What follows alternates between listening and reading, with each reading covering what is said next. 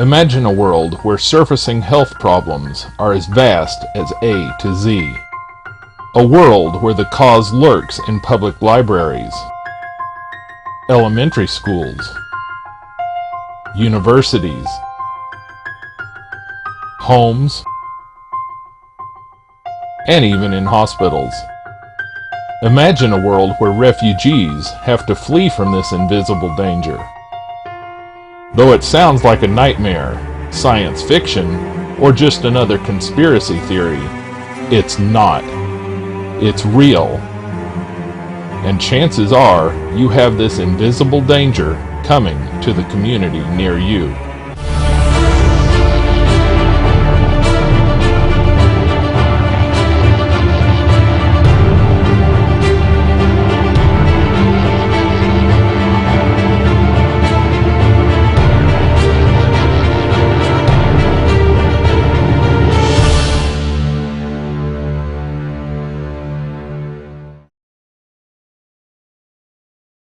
There are around 7 billion people on planet Earth, and nearly 6 billion are glued to their cell phones 24 hours a day, 7 days a week. Well, maybe 1 billion. Anyhow, from texting to surfing the web and even watching TV, we use our cell phones to do just about everything today.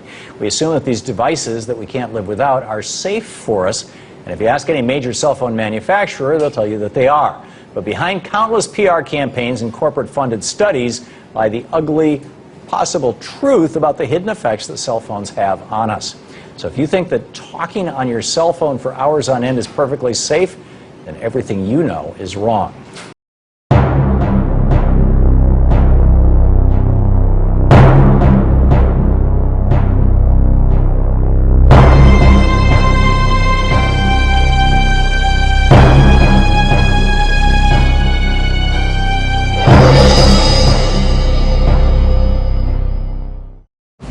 2,000 years ago, the scriptures warned us of Satan, the prince of the power of the air. Perhaps it is no coincidence that today it is the invisible power of the air, commonly called EMFs, or electromagnetic fields, that are reported to be causing health problems in people worldwide. Science shows that all plugged-in electrical devices have an electric field around the wires even when they are not actively running. When they are switched on and current flows through the wires, they also create a magnetic field around them. As demonstrated here with a copy machine, this field strength decreases rapidly with increasing distance from the source. Today, with the flood of wireless technology, we have effectively dumped the electricity that used to be contained in and around wires and appliances into the general environment and created an invisible but potential danger called electromagnetic fields. If we could actually see these frequencies, we would realize that mankind is now swimming in them at school or the office, in the city, and at the touch of a button. Despite the invisible nature of this potential danger, some people are beginning to wake up to the fact that electromagnetic fields are a hazard to society. But what surprised me was that the voices urging caution are not only getting louder, but they're getting more prominent. Alright, I'm on my way. If you've ever put a cell phone to your ear, you should listen to what neurosurgeon Dr. Keith Black has to say. There's no way to say that cell phone use is safe. I think that the public has a right to know that there could be a potential risk. The public generally assumes that if one is selling something on the market, that we have had assurances that that device is safe. So I think it's really time to have an independent compilation of data. Such was done at August 31st, 2007 in the form of the Bioinitiative report, of which I was one of the authors. And then we put together approximately 2,000 scientific references on a little bit more than 600 pages, clearly saying that if you, for instance, if you are a rat or a mouse or a cell or a molecule, you should definitely not allow yourself to be exposed to this. And in the meantime, we have this full-scale experiment using our own kids. The Bioinitiative report stated, Human beings are bioelectrical systems. Our hearts and brains are regulated by internal bioelectrical signals. Environmental exposures to artificial EMFs can interact with fundamental biological processes in the human body. In some cases, this can cause discomfort and disease. In today's world, everyone is exposed to two types of EMFs. Extremely low-frequency electromagnetic fields from electrical and electronic appliances and power lines, and radio frequency radiation from wireless devices such as cell phones and cordless phones, cellular antennas and towers, and broadcast transmission towers. Dr. Keith Black has been talking about this longer than many, but the voices joining him are becoming louder and more prominent. The city of San Francisco pushed for radiation warning labels on cell phones. The head of a prominent cancer research institute sent a memo to all employees urging them to limit cell phone use because of possible risk of cancer. And the European Environmental Agency has pushed for more studies, saying cell phones could be as big a public health risk as smoking, asbestos, and leaded gasoline. A government agency has acknowledged for the first time that people can suffer nausea, headaches, and muscle pains when exposed to electromagnetic fields from mobile phones, electricity pylons, and computer screens. The condition, known as electrosensitivity, a heightened reaction to electrical energy, will be recognized as a physical impairment. In my judgment, we are sitting on a ticking bomb, and we're not doing what we should do to advise people on ways that they can reduce their exposure, to tell them that they should reduce their exposure, that they should just be aware of this threat. You know, I sincerely hope it's not as bad as I think it is. But my job as a public health official is to do what I can to prevent disease, not wait till people develop their brain tumor and then find ways of treating it. And I think that the evidence at present calls for an active, urgent message to the public, to the politicians, to the companies, that we must find ways of reducing exposure to radio frequency fields.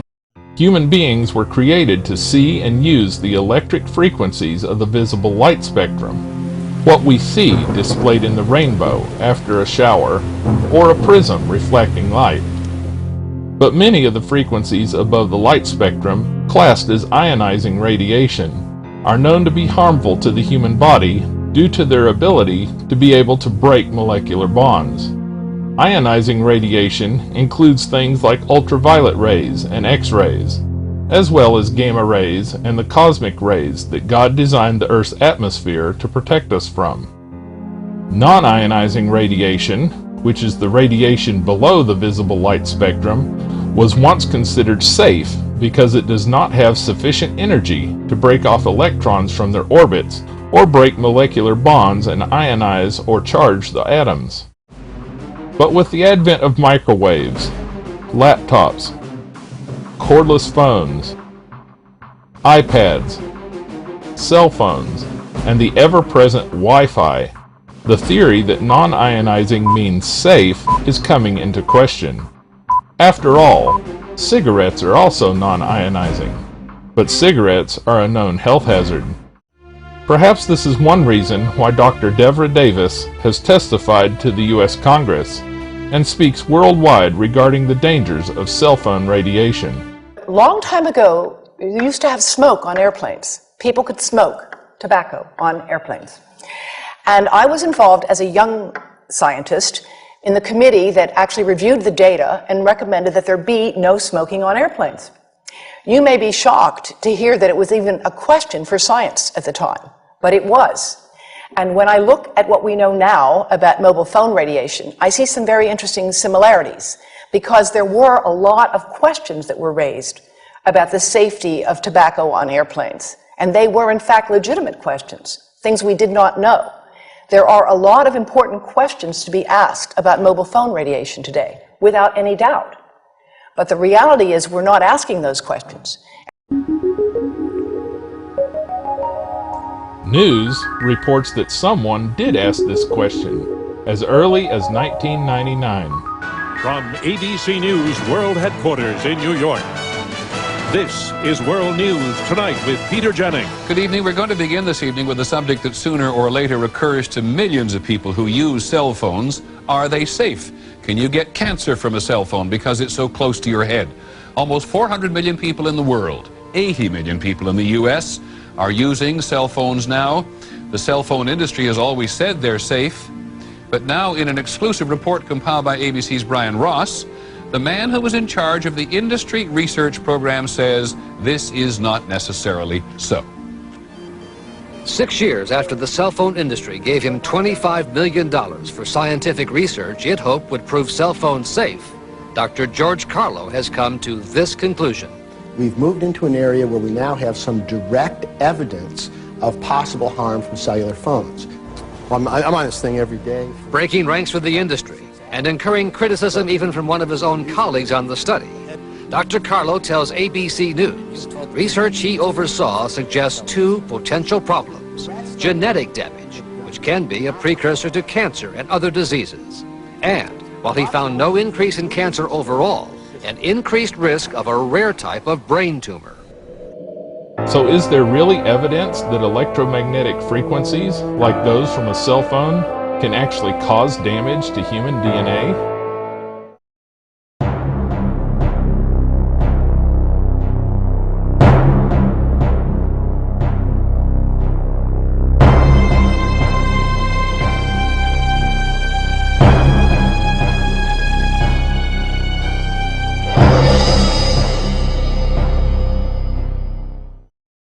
According to a professor of the Medical University of Vienna, there is ample evidence that RF EMF, or low-energy radio frequency electromagnetic fields, can alter the genetic material of exposed cells. The two strands of intertwined genetic information we call DNA is called a double helix. As undeniable evidence of a divine designer, every cell in the human body contains 6 feet of DNA that is all coiled up so skillfully that it fits nicely into the microscopic nucleus of the cell. The DNA double helix also conducts electricity, a process we call electron transfer. This means that the DNA double helix coiled pattern works just like a receiving antenna, which is one reason why DNA is so very sensitive to electromagnetic radiation. Whenever a cell divides to form a new cell, it duplicates the DNA so that the new cell will have a perfect copy of the correct DNA. Sometimes this duplication process can malfunction and cause breaks in the strand of DNA. If only one side of the DNA is broken, it is called a single-strand break. If both strands are broken, it is called a double-strand break. The cells have testing mechanisms that can validate the DNA copies, and they can repair most single-strand breaks that are found. However, if there are too many breaks, especially double-strand breaks, the cell's repair mechanism cannot handle it all, and the breaks are left in the DNA. There are probably about 13 studies that have found DNA breaks, both double and single-strand DNA breaks, with cell phone frequencies. Now, single-strand DNA breaks are known to repair themselves. A lot of things break DNA. Air pollution breaks DNA. Any number of things will. But double-strand DNA breaks are thought not to repair themselves, and that can lead to genetic mutations. Usually, mutated cells cannot function properly, and they activate a process called apoptosis, or programmed cell death. This kills and removes the cell. This is what is supposed to happen. Sometimes, however, the mutated cell will survive and duplicate to make other cells with mutated DNA. These begin to spread in the body. This is what leads to the development of diseases like cancer. In 1994 through 1998, studies by Dr. Lai and Dr. Singh at the University of Washington demonstrated with rats that non-ionizing EMF radiation at various levels increased the frequency of DNA strand breaks. Their studies confirmed that EMF exposure, even at very low exposure levels, resulted in more DNA strand breaks. the DNA basically breaks up into pieces. Experiment, I only expose animals for a short time. Now then the question is asked, what happens if you're exposed to radiation from, for example, from a cell tower? Of course, it's a long-term exposure. So the main question is, will the effect accumulate over time? Now there's some indication that they accumulate. So a long-term exposure to a low intensity may have the same effect as a short-term 1 or 2 hour exposure for high intensity. Scientists also found that the DNA in the rats' brains continued to break down for hours after the exposure ended, showing that EMF exposure unleashes a chain of reactions which continue to produce damage even after the exposure is ended. The breakdown of DNA can be scientifically measured using a process called the Comet assay. In the RF radio frequency study, most of the DNA study use something called the Comet assay, which is a very sensitive method for doing DNA damage.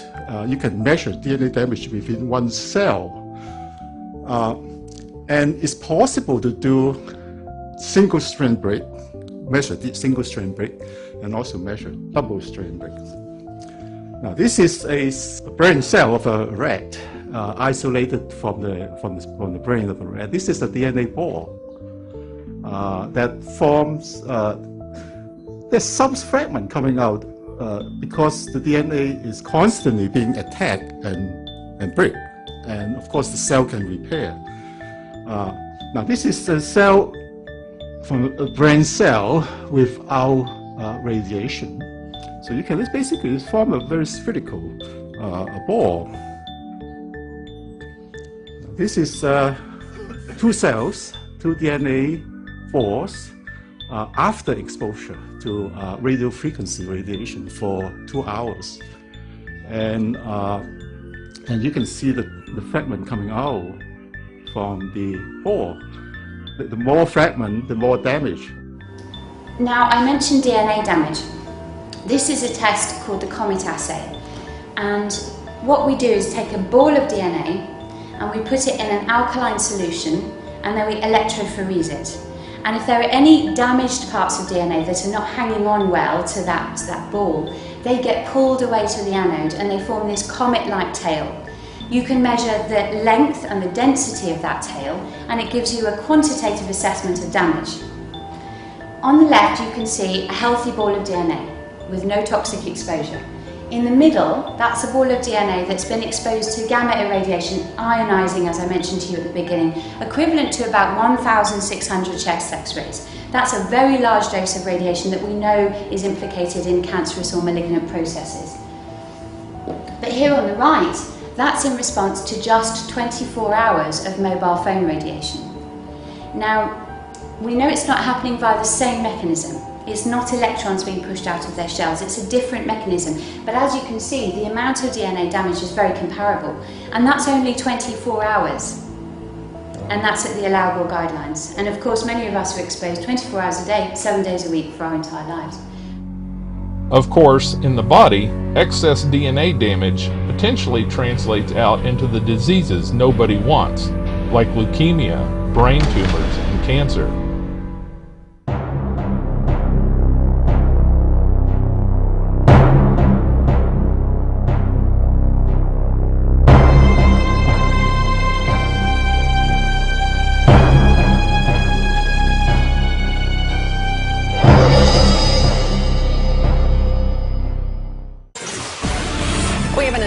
Finally, on whether cell phones cause cancer. It's something that could affect all of us and our children. Scientists from the World Health Organization have been reviewing studies for the last week or so. I want to bring in our senior medical correspondent, Elizabeth Cohen, who joins us live with the findings. Essentially, what did they find? The World Health Organization says that the radiation from mobile devices like cell phones is a possible carcinogen to humans. This is a very big deal because you and I have done segments about this before. Sure. It has gone back and forth. And this is really the first time that a large group, and it doesn't get any more sort of prestigious in many ways than the WHO, to say that it's a possible carcinogen. It puts it in the company of several other kinds of things. And so I want to tell you what it is, and I think that might give people an idea of what we're talking about. It puts it in the company of things like lead is also a possible carcinogen according to the WHO, as well as engine exhaust and chloroform. So that sort of gives you an idea of the kind of risk that we're talking about. In 2011, IARC, the World Health Organization's International Agency for Research on Cancer, included 31 scientists from 14 different countries. Dr. Anthony Miller was one of them. I specialize in cancer epidemiology. I have done research on both ionizing and non-ionizing radiation and have found effects on cancer from both forms. And part of my duties were to review the documentation provided that enabled the working group to determine that radio frequency fields were a 2B carcinogen. Now what that essentially means is that it's regarded as possible. It doesn't mean there's no evidence. That would be inadequate evidence. That would be category 3. It doesn't mean sufficient. That would be category 1, such as asbestos. However, that review was done in 2011. And since then, there have been a number of studies reported.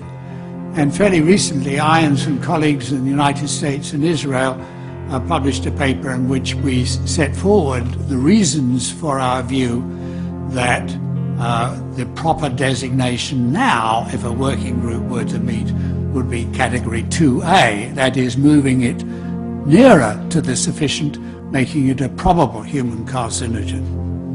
Perhaps there is a relationship between this knowledge and the WHO's 2014 prediction of a tidal wave of cancer. The number of cases of cancer worldwide is expected to rise by 75% in just 20 years. That's the stark warning in a new report from the World Health Organization. It said that half of cancers could be prevented and far more needs to be done to tackle the disease. 14 million people are told they have cancer each year. But that figure is expected to soar to 24 million by 2035. The WHO's International Agency for Research on Cancer described it as an oncoming tidal wave. More and more of these cancers are being linked to electromagnetic frequencies and radiation. And that is a mammogram at the top left there of one of those such tumours that was felt to be caused by a cell phone. But all of these different types of tumours are linked to this kind of radiation, and many more. In the top right, that's retinal melanoma. Acoustic neuroma is that little red blob inside the brain. That's a benign tumour, but it can still kill you because of its delicate position in the brain. It's the one that goes to the ear, which is why it's kind of not surprising it's related to cell phone use. And it satisfies what we call the Hill criteria for causality from this kind of radiation. That is criteria that we set up, the scientific community set up to determine does X cause Y, and it satisfies those criteria. That's malignant melanoma, and some dermatologists are asking, why are we seeing this increase in malignant melanoma in areas of the skin that aren't generally exposed to sunlight? And some are answering back, this is why they think it is. The salivary gland down here, the parotid, unsurprisingly again, it's very close to where you use your cell phone. And then here, the glioma, the one that many of you might be familiar with. This is a highly aggressive tumour. The 5-year survival is pretty much 0. We have no way of curing it. And it also satisfies the Hill criteria for causality from cell phone use. The WHO Interphone study, published in 2010, was one of the largest and longest studies of cell phones and brain tumors to date. The study examined 5,117 brain tumor cases over the period of 10 years in 13 different countries. The study found that people who use a cell phone for 30 minutes per day over a 10-year period on one side of the head had a 40% increased risk of a brain tumor. People who had more than 1,640 hours of cell phone use in their lifetime, classified as a high-risk group, were 2 times more likely to develop a brain tumor in the temporal lobe. The study also found that brain tumors were twice as likely to be found on the same side of the head as the phone use. And for every 100 hours of use, there was a 26% increased risk of meningioma. They also found that the initial 24% risk of glioma increased to 55% among regular users, defined as those who use a cell phone for 2 hours per month. In heavy users who use the cell phone for a half hour or more a day, brain tumor risk quadrupled.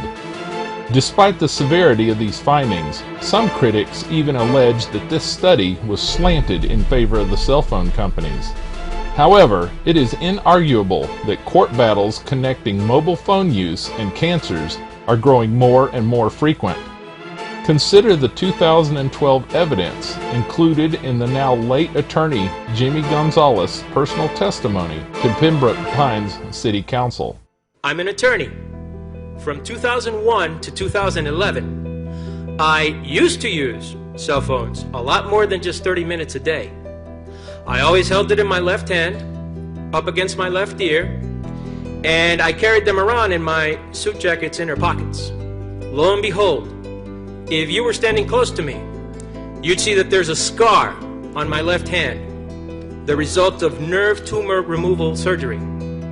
If you can see the scar on the left side of my head, that's the result of brain cancer surgery on August 23rd, 2011. That's glioblastoma multiforme level 4. On top of that, I have an MRI that shows a tumor at my aortic bifurcation, right where my cell phone sat in my suit jackets. So that's 1, 2, 3 results of having a cell phone against my body. If you don't agree, just read through the booklet that was in the box when you bought your cell phone. Attorney Gonzalez is not the only one to notice the virtual dot-to-dots connecting, storing, or using a cell phone next to the body and the location of tumors. And here I want to show you our first case report from 2009, and we now have many more. This was a Chinese-American woman who used her cell phone 4 hours a day in her bra for 10 years while she was driving. Now, and you drive with a phone on your body. The phone is smart. It's going to go from one tower to another, and it's going to say, here I am, where are you, here I am. And it's going to be going to max power each time it moves from one cell tower to another.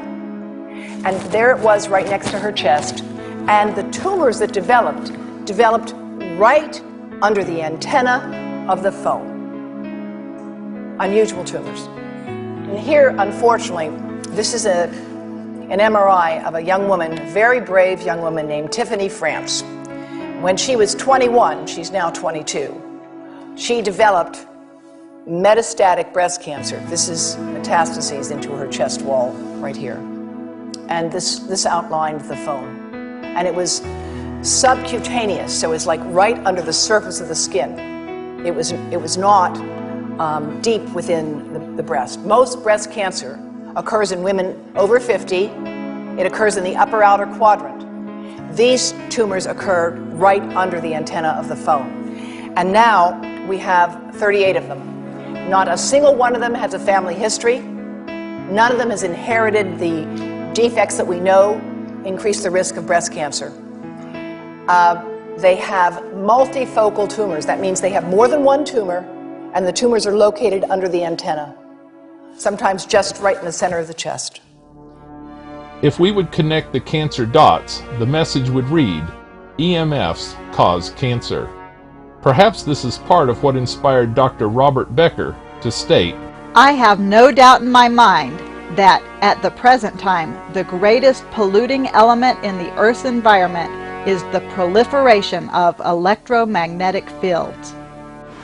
The former National Radiological Protection Board, in one of their documents, said that they thought that the radiation environment, if you like to call it that, had increased many millions of times from what it was 50 years ago. Many millions of times. A single tower, known as a mast in other countries, may add multiple sources of electromagnetic radiation from various types of antenna. Drum-shaped antenna beam point-to-point, sort of like a laser beam. The rectangular-shaped sector antenna shine a flashlight-shaped beam, while the whip-styled omnidirectional antenna beams signal in all directions, just like a light bulb radiates an entire room. Smart meters, radar, wireless internet, cell phones, cordless phones, and even baby monitors add to the environmental pollution. Somebody did a study in Europe probably about 7 years ago, 6-7 years ago, in which they measured the ambient backgrounds of European cities, and they found that the background levels had increased by a factor of over 3,000% from what it had been a decade ago. And that was in European cities, and it's thought that American cities are comparable to that now too. The background levels that we are sitting in right now, they are enormously high compared to normal background. I mean, just for the third generation mobile phones, the increase compared to normal background is 1 billion times. So it's an enormous increase, and we haven't even bought the mobile phone. We're just standing here in the radiation from cell towers. Although the invisible danger of electromagnetic radiation is even disguised in some places by hiding antennas as trees, inside steeples, behind walls, on water towers, or in flagpoles, there is a portion of the population who won't be deceived into thinking the antenna aren't there.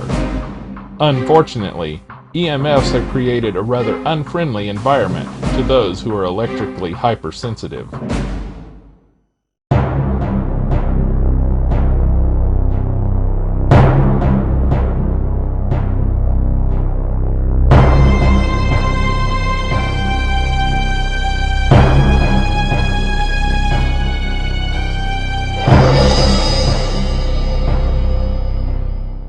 Electrical sensitivity is when people start reacting, their body starts reacting to electromagnetic fields.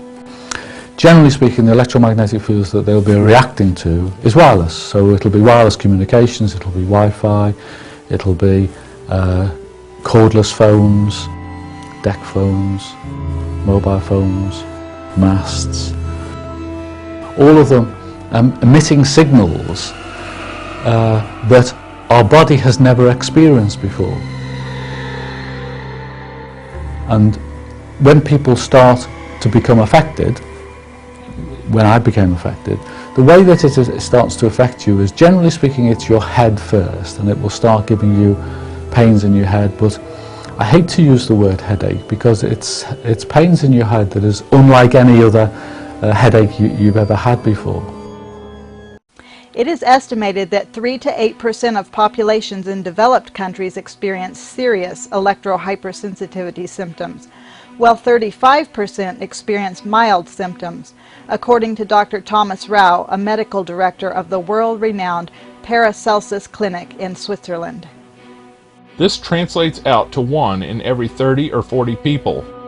Electrohypersensitivity, or EHS, is defined by the World Health Organization as a phenomenon where individuals experience adverse health effects while in the vicinity of devices emanating electric, magnetic, or electromagnetic fields.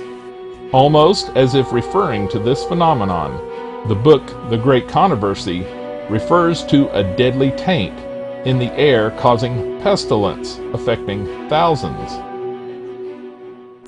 People with electrohypersensitivity, they do not have a disease, they do not have an overall diagnosis, they are not patients, they are normal, healthy people from that point of view, but in inferior environments they will function less well.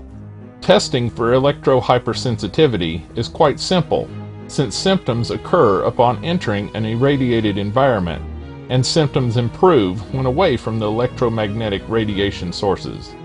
Brian Stein, the chief executive of a chilled food manufacturer in the UK, also happens to suffer from electromagnetic hypersensitivity. He explains how he began to get severe pains in his ear while using his mobile phone after 15 years of use. was reassured by that, and I carried on using my mobile phone. And after a period of time, found that I couldn't. The pain that I was getting was too intense.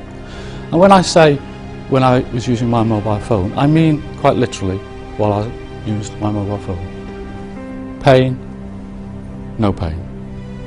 Pain, no pain. And when you become hypersensitive to something, believe me, it's not confusing. Since the last 4 years, I personally examined clinically and investigated biologically 1,216 patients which were referred as so-called electrohypersensitivity. On this, about 10% were not associated with electrohypersensitivity based on a clinical examination and biological investigation. However, 90% of the people were truly electrohypersensitive patients. Why? Because we had 3 clinical criteria that I will report, and because we had biological abnormalities in the blood and in the urine of these patients. Well, 16x9 wanted to test the power of Wi-Fi, so we went to visit environmental scientist Magda Havas from Trent University to do another test. Professor Havas' subject, Martin, who calls himself electrically sensitive, is hooked up to a heart monitor, and Havas sets up a wireless computer. Well, what we're going to be doing is we're going to be taking Martin and exposing him to microwave radiation from Wi-Fi, the same type of thing that we have in schools, for example, and just monitoring his heart to see if his heart reacts to any of the radiation. He won't know when things are turned on or off, so it's going to be a blind study in that regard. With the Wi-Fi plugged in, Martin's heart rate accelerates in mere moments. Now I can feel something. It's going through my chest. I can feel it down in my legs too. The closer the router is, the greater his reaction. A few seconds ago, it was like my chest was actually jumping in the middle here. Then, seconds after the wireless internet is unplugged, just like that, his heart rate slows down. Martin, how are you feeling right now? Fine, I don't think there's anything on. But listen to this. Those levels Martin was exposed to, well, they're acceptable according to Safety Code 6. So if they're safe, why was his heart racing? We did a double-blind exposure test with people with electrohypersensitivity, and that was in 1994 already, and that was the very first study using mobile phones. And one of these people in the study were able to 100% of the time pick out correctly the presence or not of such a mobile phone. Every sufferer may not be that sensitive, since symptoms may be as diverse as our people. Each person's experience is different. In my particular case, and this is not everybody's case, if I then don't get out of the environment, I start getting quite severe pains in my gut, and that will then mean it's too late, and I will then start bleeding internally. According to an article in the Telegraph, Brian can no longer use modern cars, electrified trains, airplane flights, watch television, go to the cinema, or listen to music that comes from devices plugged into the mains, and has to switch the mains off at night. He cannot use a phone for longer than a few minutes. He cannot use a computer, and colleagues have to switch theirs off in his presence. At work, his office contains no electrical devices except a hands-free speakerphone and lighting, and only flip charts and overhead projectors are used in his company's board meetings. Mr. Stein said of his condition, I suspect that in 20 years we will have a problem that will make the issue of asbestos pale into insignificance. Jeremy Johnson tells his story. I've worked in Silicon Valley and have a master's degree in engineering. So if anyone had told me that wireless technology could have health effects, I would have thought they're crazy. So if you're thinking that right now, I can relate. But this all changed for me over the period of about 1 week. And I started to experience headaches, ringing in the ears, insomnia, and a fatigue and brain fog that I'd never experienced before. And I shared this with a colleague at work, And she said, you know, the exact same thing happened to her husband when a wireless smart meter was installed in their home.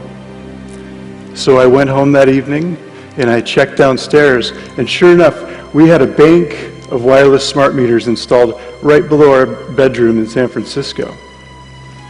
So this started me on a journey to learn as much about this topic as I possibly could. I now have a website about this, and I'm contacted by people all around the world every day who are experiencing the exact same things. It can be when they have a wireless smart meter installed, or a new Wi-Fi router, or even a cell tower placed across the street from their home. Most people's complaints are things like cardiac arrhythmia, insomnia, headache, visual disturbance, vertigo, different kinds of paresthesias or neurasthesias where they are feeling unusual sensations within their body. But really it can also affect endocrine function, thyroid function. Again, the list is really endless. According to Mercola.com, the 5 most common electrohypersensitivity symptoms are skin itch, rash, flushing, burning and/or tingling, confusion, poor concentration and/or memory loss, fatigue and weakness, headache, chest pain, and heart problems.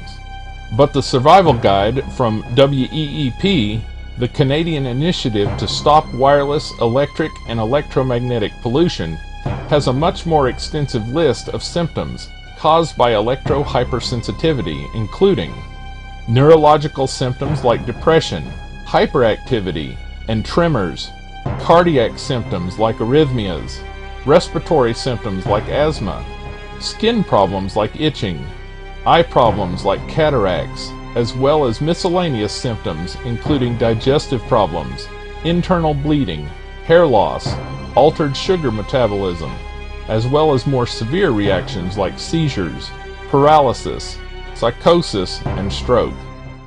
And the symptoms of electrohypersensitivity could very easily be called rapid aging syndrome because it feels as though you're a lot older than your chronological years.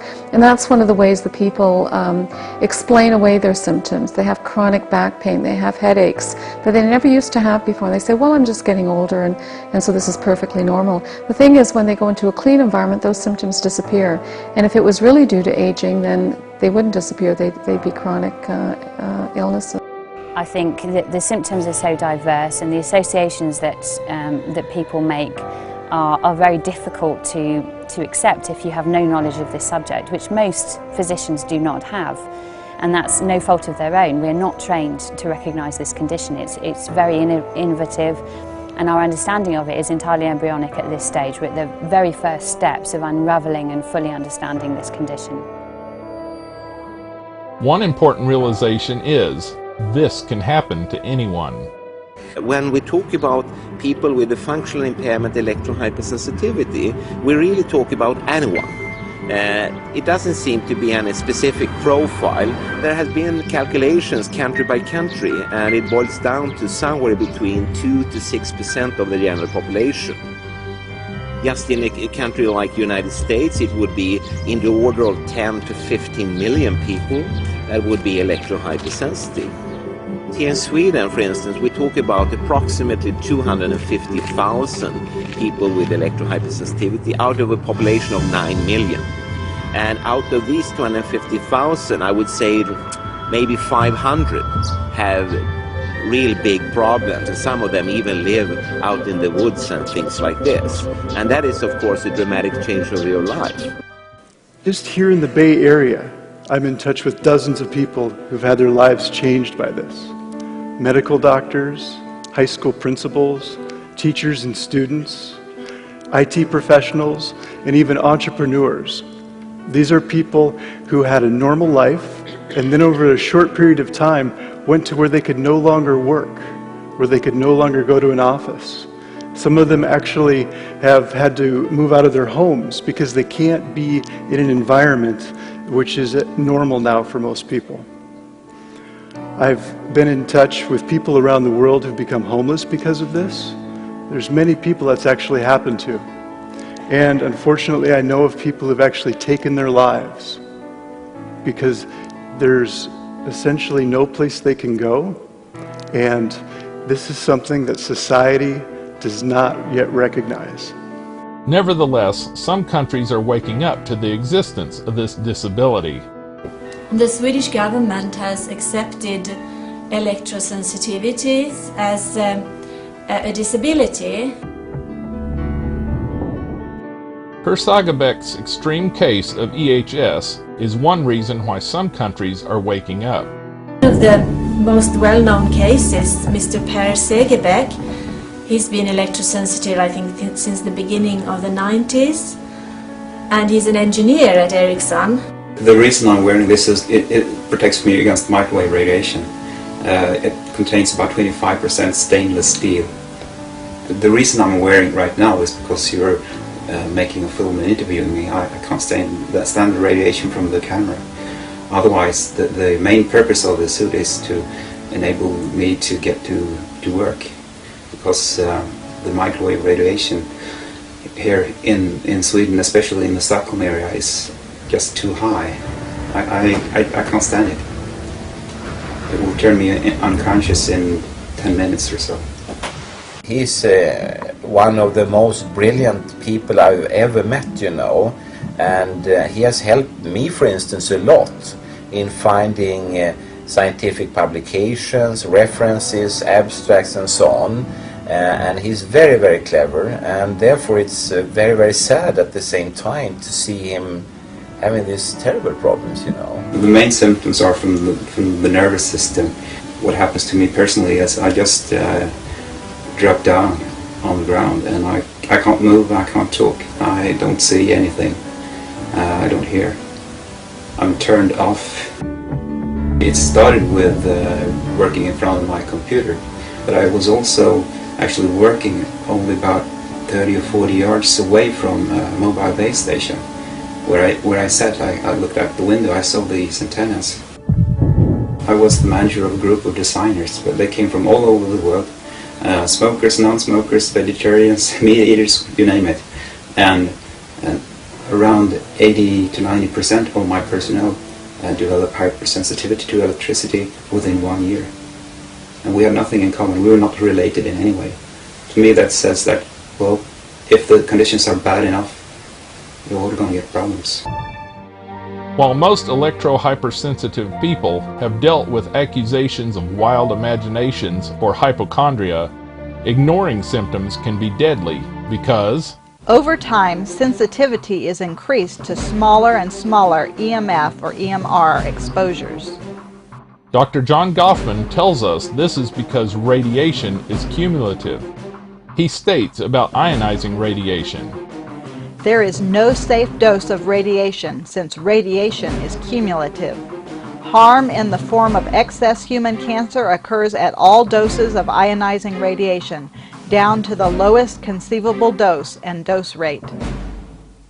Scientists have also discovered that non-ionizing radiation has effects on the human cells very similar to the effects of ionizing radiation. Perhaps the question we are all asking is, what happens to these people? How do they live their lives in modern society, or do they have to go off and disappear? Well, they clean up their own environment so they can live within their homes, provided that a cell tower doesn't move into their neighborhood, and then that becomes a problem. Very often they simply leave society. They become electromagnetic refugees, and they go out into the country and then set up a comfortable lifestyle where they can survive. And they're okay unless an antenna comes into their neighborhood, and then they have to move somewhere else. So it's really an absolutely horrific life for these individuals. I know people who can't go on vacations anymore because they can't get to, you know, their favorite spot, and once they get there, the hotels have wireless. So, you know, the fact that we're going wireless everywhere is a real tragedy for these people. It really limits their mobility. Diane Sco is a Wi-Fi refugee. There's about 30 of them now living in Greenbank, and 3 agreed to meet with me at Diane's home. I was a police officer in Toronto, Ontario. I'm a professional pianist and singer. I was working as an architect in Hawaii. They've left their families, jobs, everything because they believe they have a condition called electromagnetic hypersensitivity. Think of it as an allergic reaction to wireless technology. After the mobile phone came and wireless internet, you are exposed all the time. So the only place that is safe if you have a field-reduced home is to stay at home, and that's what I do. We have a lot of friends coming here. I can't visit friends. I had to stop going by bus because people spoke on their mobile phones, and I got dizzy, and I wasn't well at all. And I also had got sleeping difficulties, and the pupils didn't use their mobile phones in the classroom, but during breaks. And suddenly I got more ill than ever, and so I was put on sick leave, and after a year or so I was pre-retired. You are not like them. I will always be in this little place here on earth that has this invisible fence around it, that I can go to the border of the fence, but I can't step over the line. Now some may be saying, I've been using a cell phone for years and I don't have a problem. This must mean that EHS isn't real. this is much like a man falling from the top of a 75-story building, and as he goes by the 40th story window, he calls out, "So far so good." Because according to a 2006 study by Halberg and Oberfeld, the cases of EHS are growing exponentially from 0.06% of the population in 1985 to 11% of the population in 2006, and extrapolated figures showing that by 2017, 50% of the population will be complaining of these symptoms. In other words, tomorrow this could be you, because lab testing shows breakdown of the cells and negative cellular response even in those who experience no symptoms.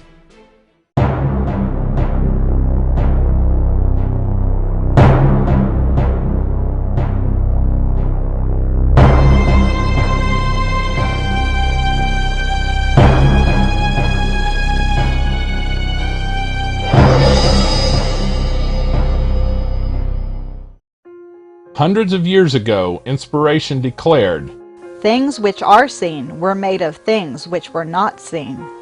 Today, science recognizes that our bodies are made up of microscopic organisms called cells. The blood cells are perhaps some of the most prominent and easily studied cells in humans, and the scriptures declare their importance, stating that, The life of the flesh is in the blood. So if one wanted to test the effect of EMFs on life, they might easily see this demonstrated by a simple live blood analysis. In our second set of tests, we're using the smart meter. Before the exposure, we see the same thing as we saw in the first samples. Normal cell walls, fairly separated and looking healthy. So after 2 minutes of exposure in front of the smart meter at about 1 foot away, we see a totally different story. In sample 1, you can see a lot of degradation in the cells. The cell walls have been broken, and you see changes in the cells which are called mycoplasma. It shows a mutation to the cell. In the second sample, we see a different type of degradation to the cell membranes. You can see a corrugation here. This is called bottle cap formation, and it's known that this occurs due to oxidation or exposure to free radicals.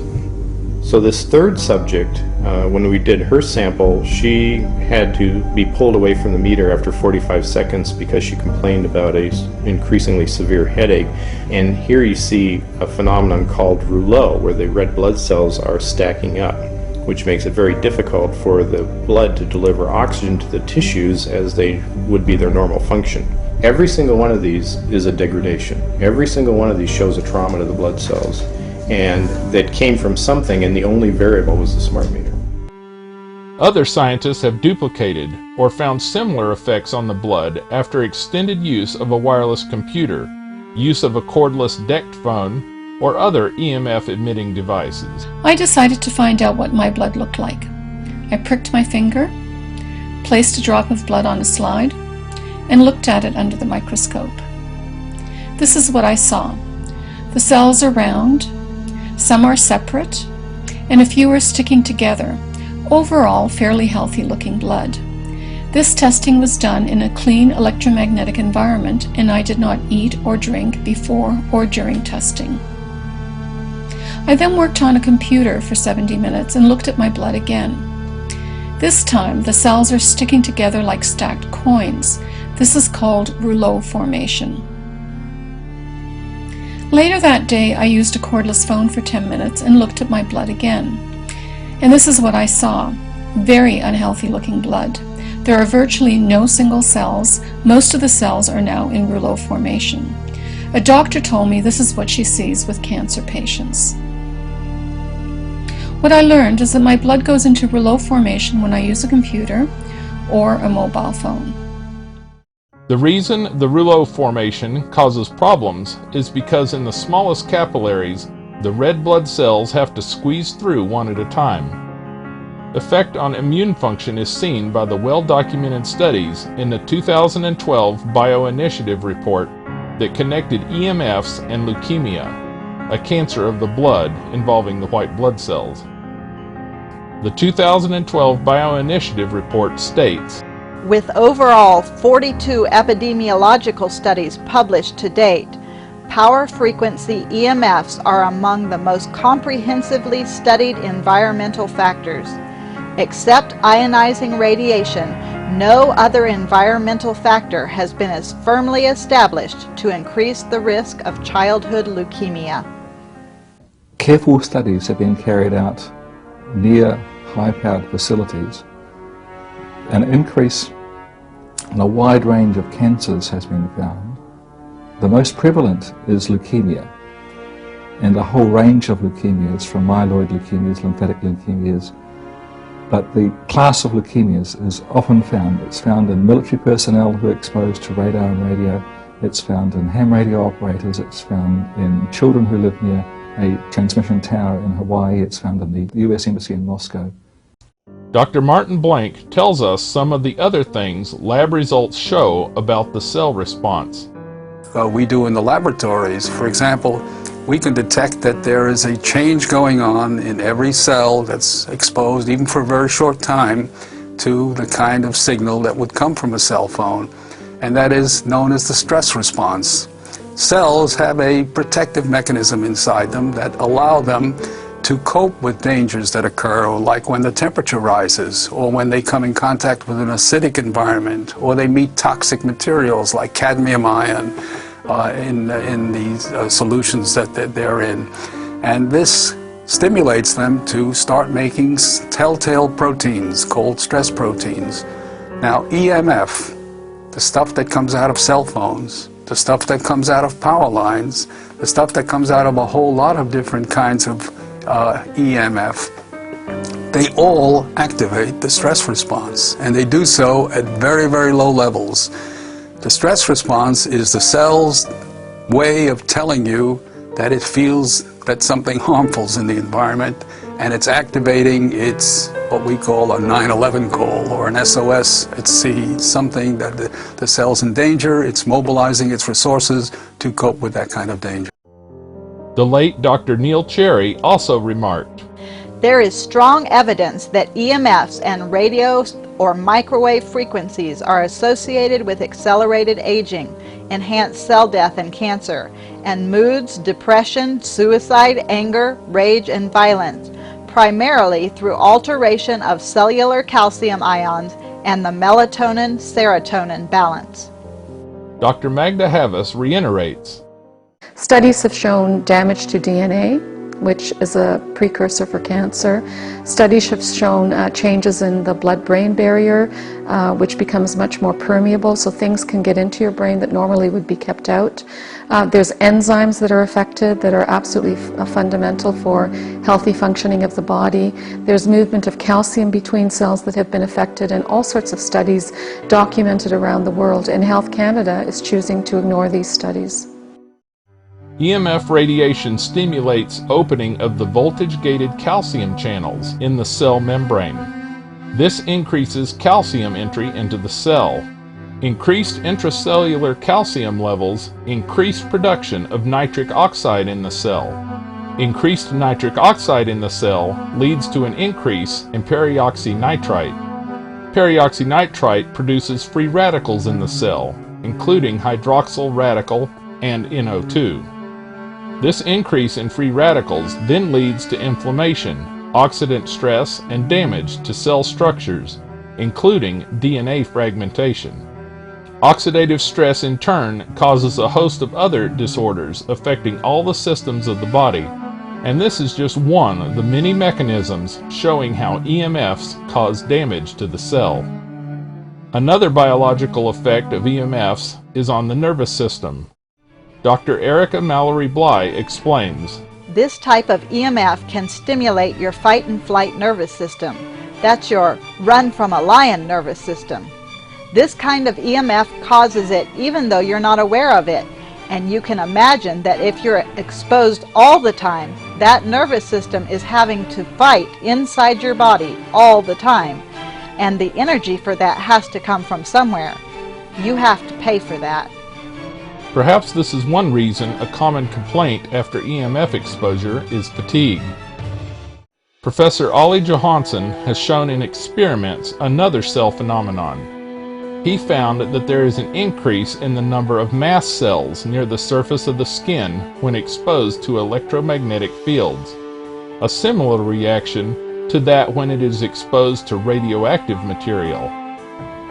There are sometimes even heavy alterations, including changes in different immune competence cells such as Langerhans cells, and in the mast cells, which is the key cells for things like allergies, oversensitivities, asthma, that kind of things, pointing to that they react as they would react to any kind of irradiation such as X-rays or radioactivity. They also seem to react to something coming from the computer screen.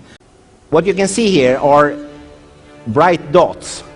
In the normal healthy volunteer, these are the mast cells. This is a typical normal image. Or actually it's not very typical nowadays, because the number of mast cells in the normal healthy population is slowly rising. So in textbooks in medicine, they have to be rewritten now and then, because the baseline constantly goes up, also saying that something is wrong in the society. But nevertheless, if you compare with a person with electrohypersensitivity, you see an enormous increase. Finally, regarding the mast cells here, if you just look on these two panels, the same again, you have the epidermis and the dermis. Each dot is a mast cell.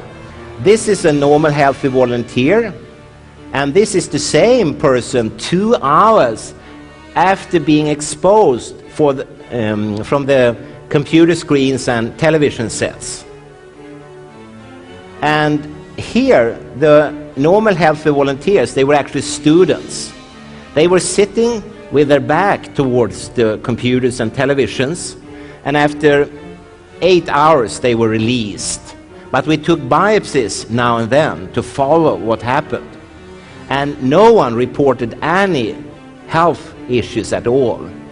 We were asking them if it felt hot or itching or pain or anything. No one felt anything. A few of the students reported that they felt it was boring to sit with their back to the computers. Well, they have to report everything.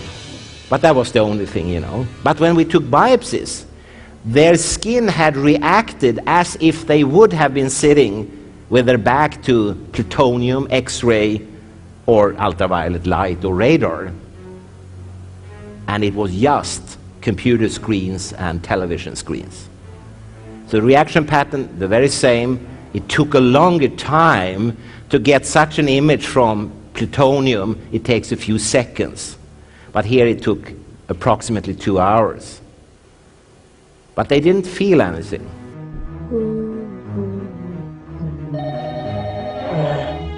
In essence, healthy cells are happy before EMF radiation, and stressed, irritated, and degraded afterwards.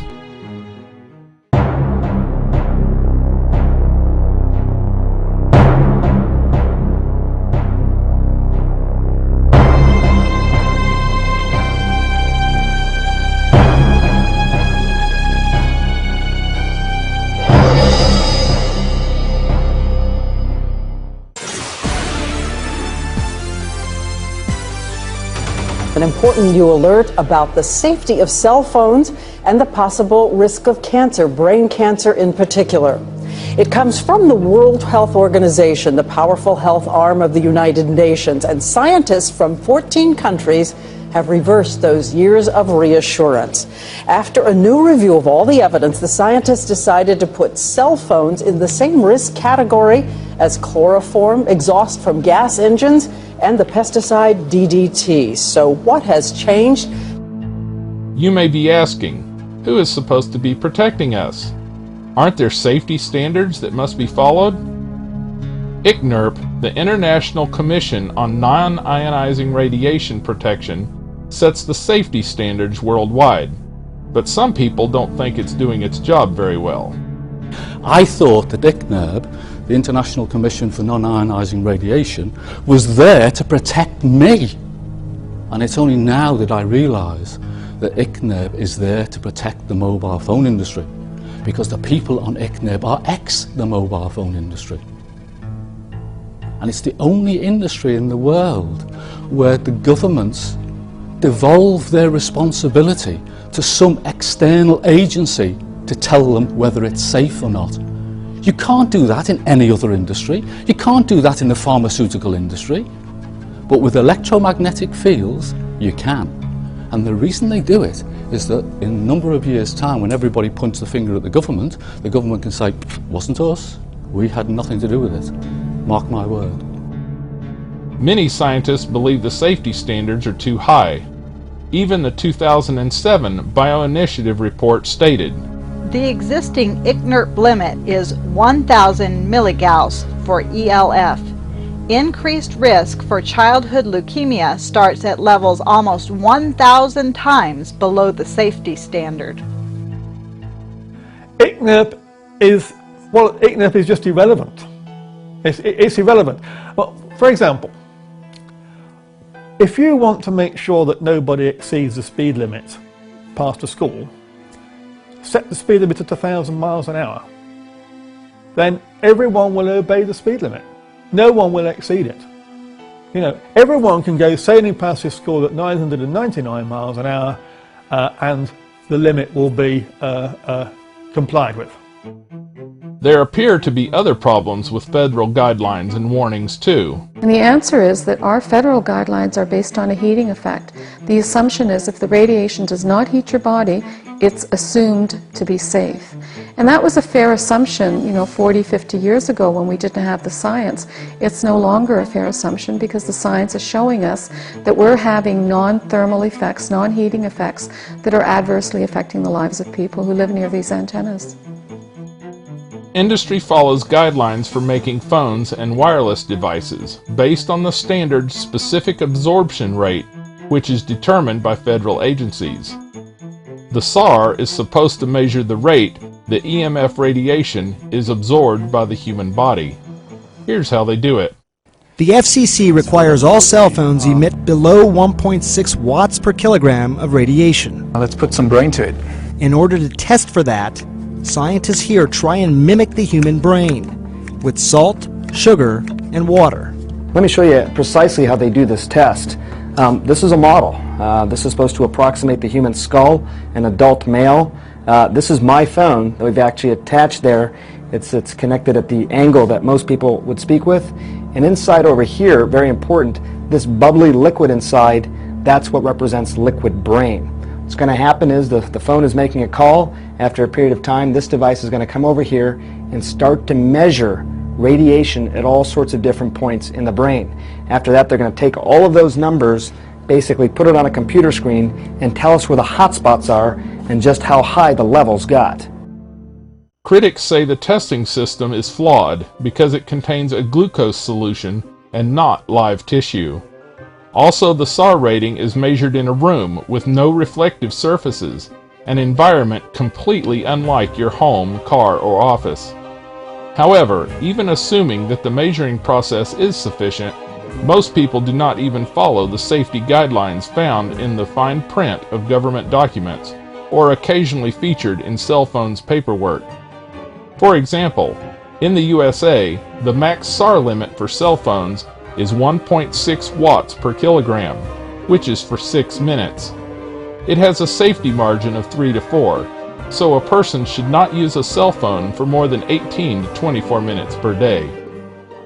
How many people talk on their cell phone for only 6 to 24 minutes? The exposure standards are not adequate, and this is ultimately where it always comes back down to. The exposure standards are completely inadequate. The existing radio frequency electromagnetic energy standards are based on very short-term, immediate health effects over 6 minutes of heating of tissue, which is governed by ICNIRP, or the International Commission for Non-Ionising Radiation Protection, which Australia and many other European countries follow. These are completely inadequate. And who actually keeps their devices at a distance away from all their body? What if laptops aren't for laps? Tablets are for tables, and carrying a smartphone all day isn't really smart at all. In fact, the BlackBerry comes with a warning. It says if you have a pacemaker implanted in your chest, keep the mobile device at least 20 centimeters away. Well, your heart is a pacemaker, whether you have a machine in it or not. So obviously you want to protect your heart and the rest of your body. But what I think what's even more impressive about that is that as much as you hear from the FCC saying, look, no precautionary measures are necessary whatsoever, the manufacturers themselves, Anderson, are saying, look, 5/8 of an inch away from your ear, I mean, that's impractical, but all away from your body in general, so not even in your front pocket, next to your bone marrow, next to your reproductive organs, it's Wait, you're not even supposed to have it in your pocket? Well, they say, it's supposed to keep it 5/8 of an inch away from your body. So it's I mean, if you had it in your pocket, it's probably right up against your skin. So it's, you're supposed to put it in these holsters, again, which very few people use, or in a separate bag and carry it with you. Wireless devices should not be used directly next to the body. If you have a laptop, if you look at the fine print warning, it says to keep it 8 inches from your lap. In fact, there are warnings about not keeping laptops directly on the body. You can get a dermatological burn on your skin. It's well characterized. People need to be aware wireless devices emit microwave radiation and need to be used with care. Distance is your friend. Let's take a brief look at some of the science of electricity. Batteries are direct current, or DC electricity, but most of the appliances in our homes today are run on alternating current, or AC electricity. The frequency of the field, measured in hertz, describes the number of cycles that occur in 1 second. The formula for electricity is frequency times wavelength equals the speed of light. Of course, the speed of light is a constant 186,282 miles per second. This means that if wavelength goes up, frequency goes down. If frequency goes up, then the wavelength must go down. You may be familiar with certain wavelengths since radio station numbers are determined by their wavelength. But all the non-ionizing radiation wavelengths fall below the visible light spectrum. They are invisible to the human eye. And with them come some invisible dangers that ICNIRP, federal agencies, and industry testing don't account for. A simple meter makes some of them more visible. You may notice that microwaves, cell phones, and Wi-Fi all fall into the spectrum of microwave radiation. What perhaps manufacturers don't take into account is that depending on the situation, for example, when you talk on your cell phone inside your vehicle's metal frame, the signal is concentrated and goes up dramatically, an effect very similar to a microwave oven. Another invisible danger comes from the cell phone tower setup. Your cell phone has an omnidirectional antenna and doesn't know where the cell tower is, so it calls in all directions. This means that some of its signals are going right through your head.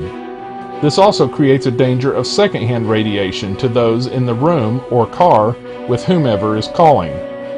We know that one of the symptoms of this kind of sensitivity is that people develop headaches. Eventually they can't use a cell phone, and some people can't be in the same room with someone else using a cell phone because they've become so sensitized to the radiation.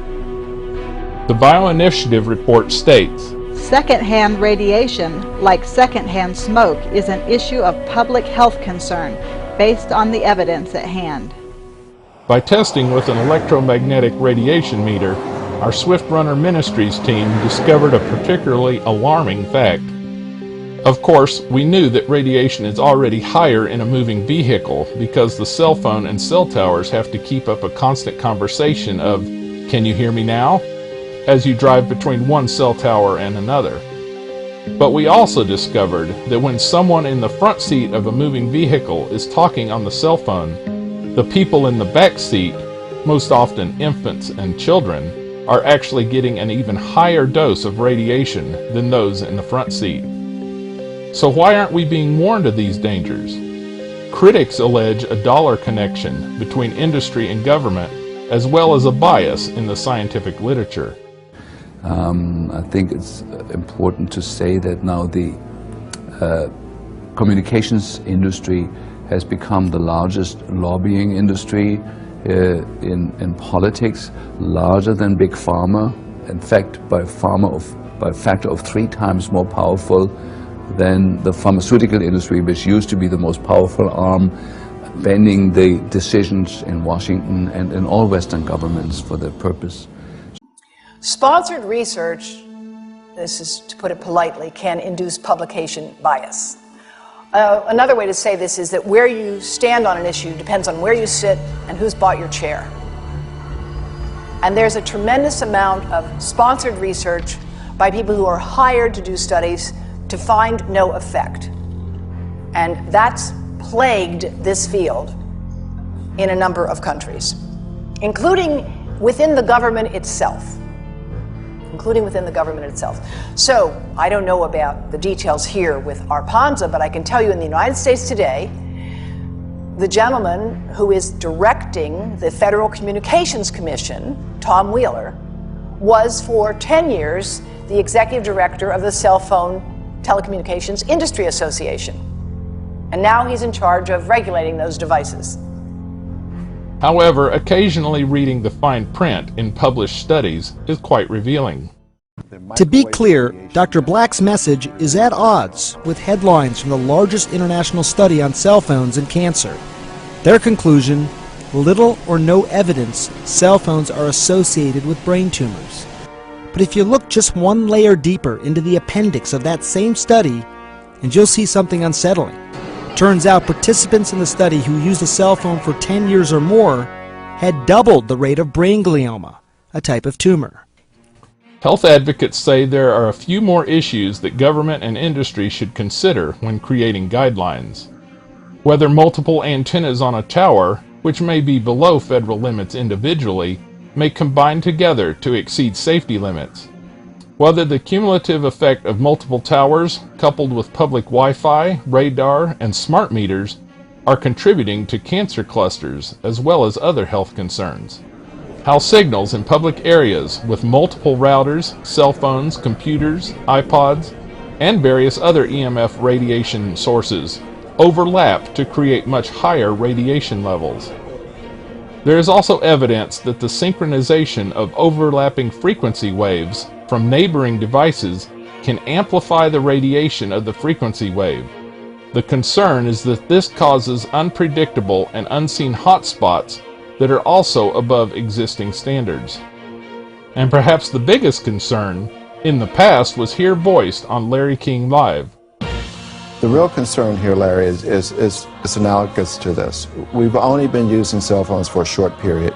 Most of the studies are for a short period of time.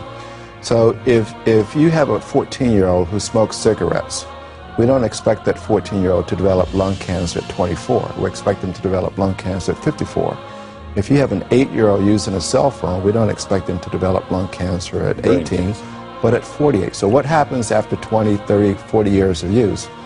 That's the concern, and we don't have the answer yet to that. So what effect do we already know EMFs have on one of our most vital organs? Our brain.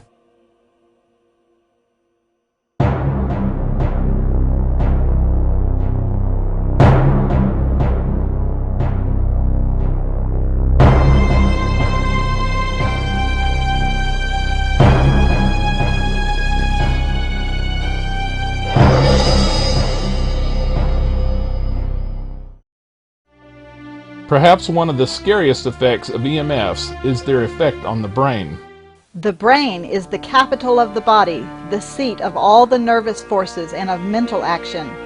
The nerves proceeding from the brain control the body. By the brain nerves, mental impressions are conveyed to all the nerves of the body as by telegraph wires, and they control the vital action of every part of the system. All the organs of motion are governed by the communications they receive from the brain. Any part of the body that is not treated with consideration will telegraph its injury to the brain. The aspects of an organism that allow it to detect and respond to electromagnetic fields. You could say, this word's going to use it in a number of different contexts, and if you bisect it and break it down, electrically sensitive, you could say that really that's a response to life itself. In that, for example, if we're looking at an organism to determine the presence of life, we're really looking for the presence of electricity. So with the electrocardiogram, for example, the ECG, and the electroencephalogram, the EEG, what we're looking at there is the presence of electricity from those target organs, the brain and the heart. And when we see the presence of that, that's a sign that there's life. So in a way, given that on a cellular level, electromagnetic fields are part of life itself, we could say that all life is electromagnetically sensitive. The evidence shows that there's a causal link between the radiation and alteration of cellular tissue in the brain. The influence of the mind on the body, as well as of the body on the mind, should be emphasized.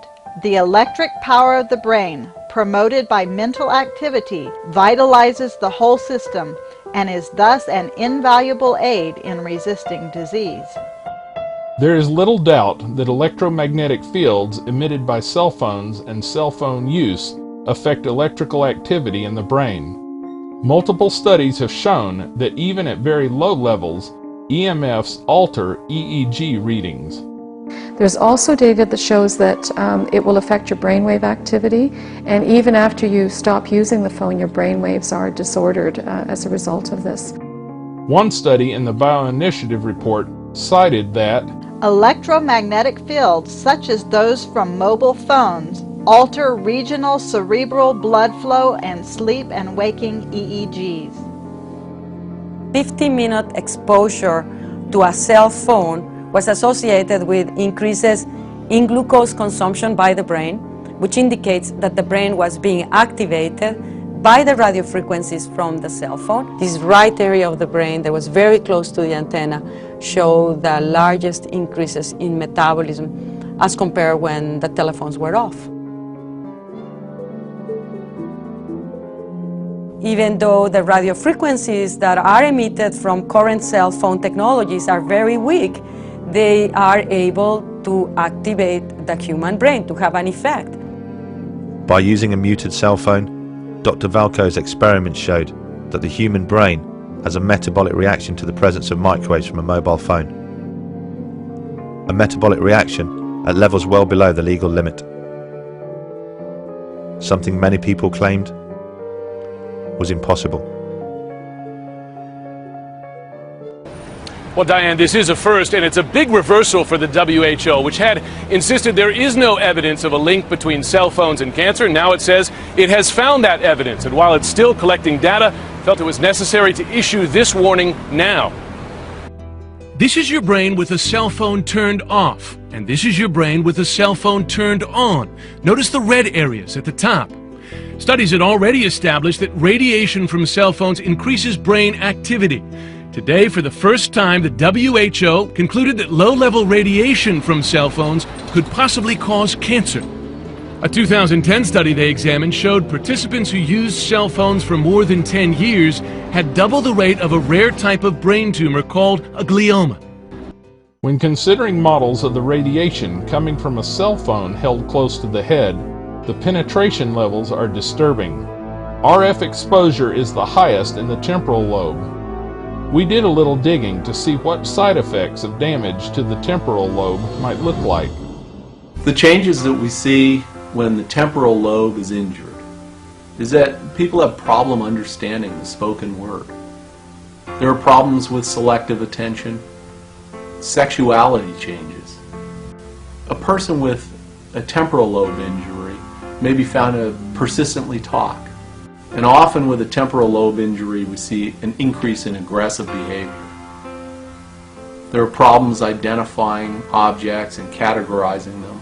And there are problems recognizing faces and finding objects. Additionally, damage to the temporal lobe can cause deafness, inability to interpret sounds, auditory hallucinations, impaired memory, confused speech, and impaired language comprehension. it is no wonder that studies report bad after effects of cell phone use. There is getting to be a whole body of literature that is demonstrating changes in behavior, changes in ability to learn and remember. Some studies are now showing that people that spend a long time on a cell phone aren't as alert and bright after they get off the cell phone as they were before.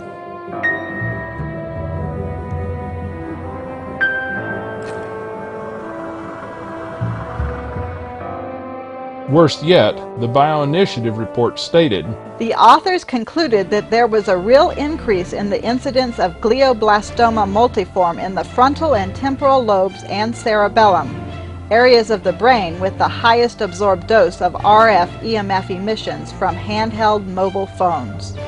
This suggests the frontal lobe may also be affected by cell phone use. Scientific studies show that the frontal lobe is the seat of spirituality, morality, and the will. A prolific health writer warns, the brain nerves which communicate with the entire system are the only medium through which heaven can communicate to man and affect his inmost life. Whatever disturbs the circulation of the electric currents in the nervous system lessens the strength of the vital powers, and the result is a deadening of the sensibilities of the mind. A study of EMFs and brain health would not be complete without mentioning that EMFs cause lesions and deterioration in the myelin sheath, which increases the incidence of diseases like multiple sclerosis. It has also been shown to cause leakage of the blood-brain barrier. The blood-brain barrier was placed there by God to protect the brain from foreign substances in the blood that may injure the brain. It also protects the brain from hormones and neurotransmitters in the rest of the body. The Bioinitiative report concluded that increased permeability of the blood-brain barrier caused by cell phone RFR may result in neuronal damage. Many research studies show that very low-intensity exposures to RFR can affect the blood-brain barrier. A single 2-hour exposure to cell phone radiation can result in increased leakage of the blood-brain barrier, and 50 days after exposure, neuronal damage can be seen, and at the later time point, also albumin leakage is demonstrated. The levels of RFR needed to affect the blood-brain barrier have been shown to be as low as 0.001 watts per kilogram, or less than holding a mobile phone at arm's length. Dr. Leif Salvard shows the effects on the brains of rats. So this is what it looks like in a control animal, in a sham animal. She sat in this machine, one rat upstairs, one downstairs, and out comes such a control animal. There is always an inbuilt control where albumin here, stained by the rabbit anti-rat albumin, shows that in the hypothalamus you have an area where there is always an uptake, a normal taste where the brain tastes what is in the blood. So this is normal. It's true also in the human being. We have the same type of area in our brain where there is a free passage without doing harm to us. This is what it looks like when a rat has been there for 2 hours. So if you've been in this cage for 2 hours being exposed, and this at very different levels, we learned that the rats that had the lowest energy levels, not 1 watt per kilo, not 100 milliwatts per kilo, not even 10 milliwatts per kilo, but 1 milliwatt per kilo, and even 0.1 milliwatt per kilo, are those energies that open the blood-brain barrier most efficiently in our rats. The rats are always Fisher 344 strain. So here you can see in another rat, there are these areas here more in the cortex, less in the basal ganglia. And here you have a close-up. You can see there is a vessel, and the leakage has been some 7-8 vessel diameters out in the surrounding brain. You can see the same thing down here. Opening the blood-brain barrier would allow toxins like mercury and aluminum to take up residence in the brain, potentially causing both negative neurological effects and disease. Studies show blood-brain barrier leakage may lead to progression of epilepsy. Another review stated, blood-brain barrier breakdown may initiate and/or contribute to a vicious cycle of the disease process, resulting in progressive synaptic and neuronal dysfunction and loss in disorders such as Alzheimer's disease, Parkinson's disease, amyotrophic lateral sclerosis, multiple sclerosis, and others. If the blood-brain barrier is vulnerable to serious and ongoing damage from wireless exposures, then we should perhaps also be looking at the blood-ocular barrier that protects the eyes, the blood-placenta barrier that protects the developing fetus, the blood-gut barrier that protects proper digestion and nutrition, and the blood-testes barrier that protects developing sperm, to see if they too can be damaged by radiofrequency radiation.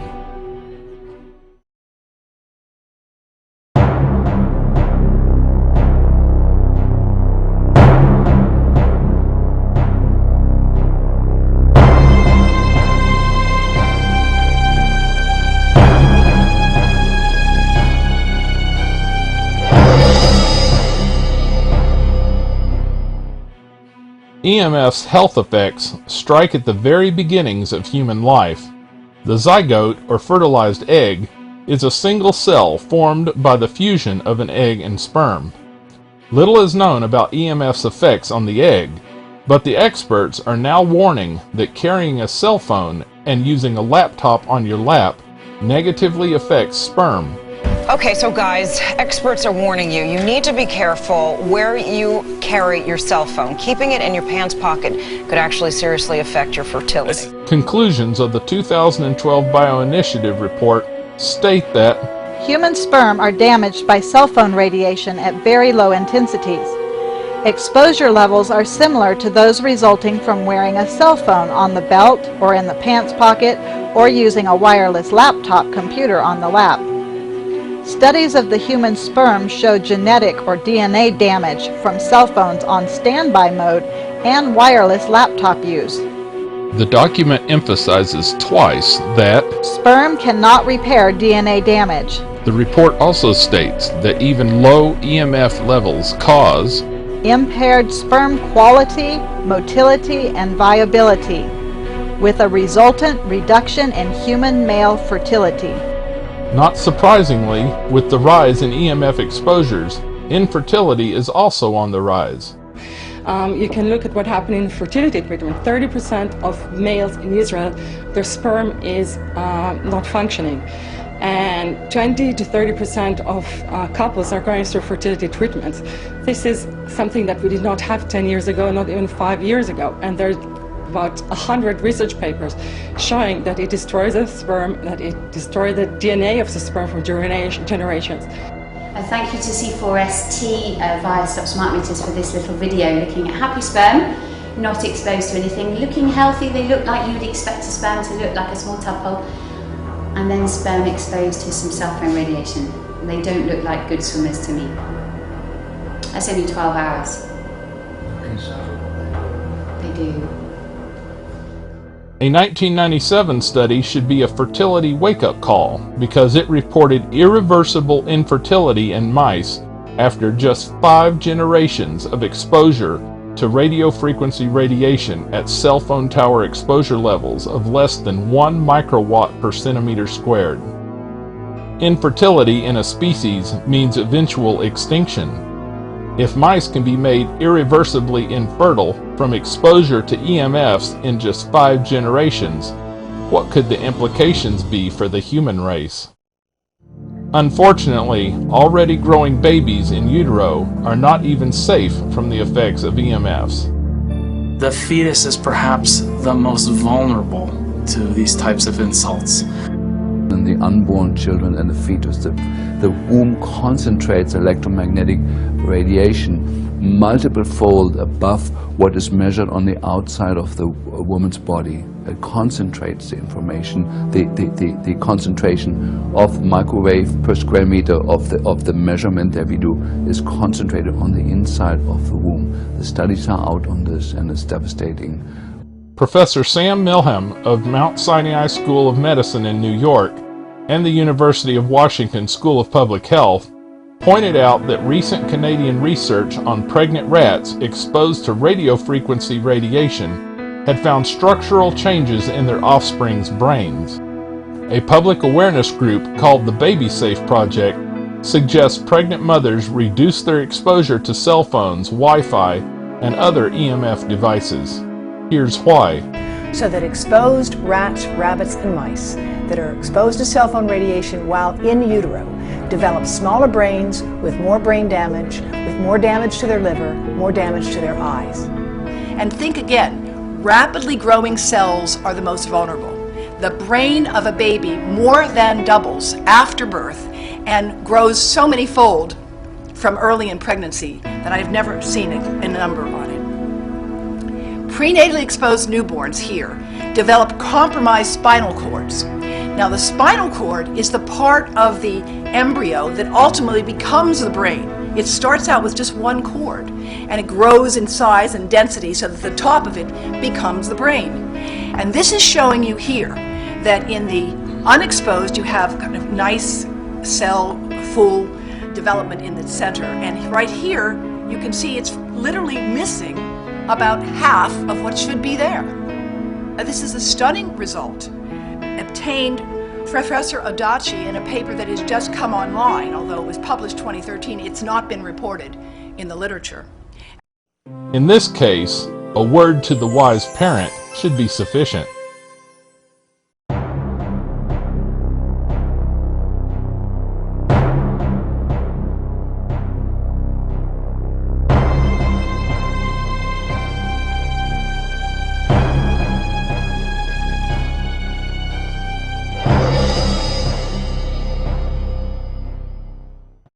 As autism levels skyrocket and childhood leukemia and brain tumors are on the rise, parents are starting to wake up and fight back against wireless routers in classrooms and unlimited cell phone use. That in 6 schools that we examined, there's over 200 children who are already very sick. And when I'm saying sick, I mean children with headaches, nauseousness, concentration problem, children who are coming back from school every day, complaining, crying. They cannot go to school, they cannot follow up what's going on in school. Children are just collapsing. Studies by Lennart Hardell and his research team at Örebro University in Sweden showed that children who start using a mobile phone in early years have more than a 5-fold risk for developing a glioma by the time they are in their 20s. There are also other warnings. It's been shown that a child using a cell phone, just an ordinary school child, if the child uses the phone for just 2 minutes, the brain waves can take up to 2 hours to return to normal. 2 hours. And that's been published. Now, in those 2 hours, the child's brain is not acting as it should, and it could demonstrate itself in a number of ways. For instance, if the child were in school and made a quick call from the playground, it could be lack of concentration, hyperactivity, bad behaviour. It could be anything like that. And that would slowly ease off over 2 hours. Now that's just from 2 minutes. Now if a child makes a phone call every couple of hours, the brain is going to be entrained permanently. And it's already been published by the industry that a child using microwaves just before bed will have his or her sleep totally disrupted by entrainment. We know there's an increase in neurodegenerative diseases. In fact, Russia the equivalent in Russia for the regulation of electromagnetic fields are very open about their adverse health effects associated with this technology. And they have stated very clearly, we are expecting a lot more young people in their late 20s to be developing Parkinson's and other types of dementia and disorders and Alzheimer's because of their use of wireless technology early in life. Scientists explain why children's brains are even more susceptible to cell phone use than adults. In children, their skull is thinner, their scalp is thinner, so the microwave radiation can penetrate deeper into the brain of children and young adults. And their cells are dividing at a much faster rate, so the impact of the microwave radiation can be much larger. But there have been no studies on children and cell phone safety. So Professor Gandhi, with whom I'm collaborating now, updated his work in 2002, here showing you that a smaller adult head here, you see the amount of exposure is quite similar, but because the head is smaller, it will absorb proportionally more. And I want to show you an example of some of the work that we are doing now that I'm releasing here for the first time. And this is a modeled microwave radiation dose of a 6-year-old with greater levels to the frontal and temporal lobes, eyes and cheek. And watch this here.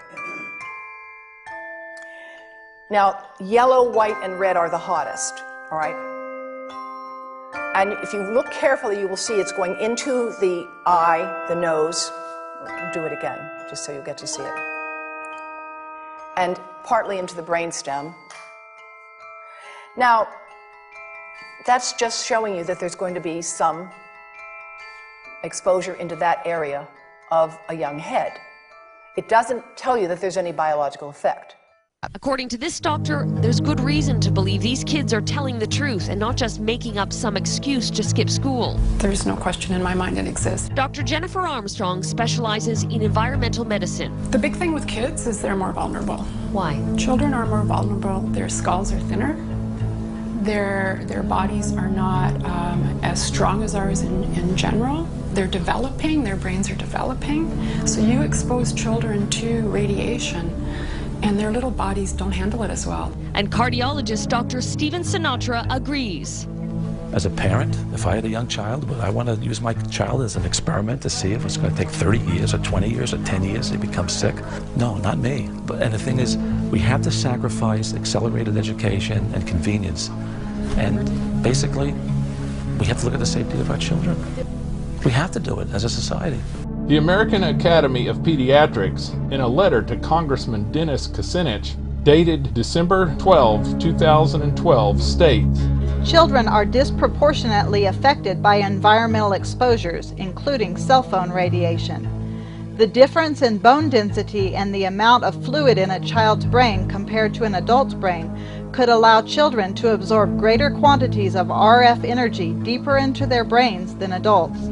It is essential that any new standards for cell phones or other wireless devices be based on protecting the youngest and most vulnerable populations to ensure that they are safeguarded through their lifetimes. Some scientists even suggest that children only use cell phones for emergency purposes. In fact, the official Russian radiation watchdog body believes that the peril mobile phones pose to both pregnant women and children is not much lower than the risk to children's health from tobacco or alcohol. It's so sad, the idea that kids have to have a cellular telephone that they shove up against a growing head. I wouldn't let my child go out and play in the traffic. I'm not going to give my child a cell telephone to put up against her head.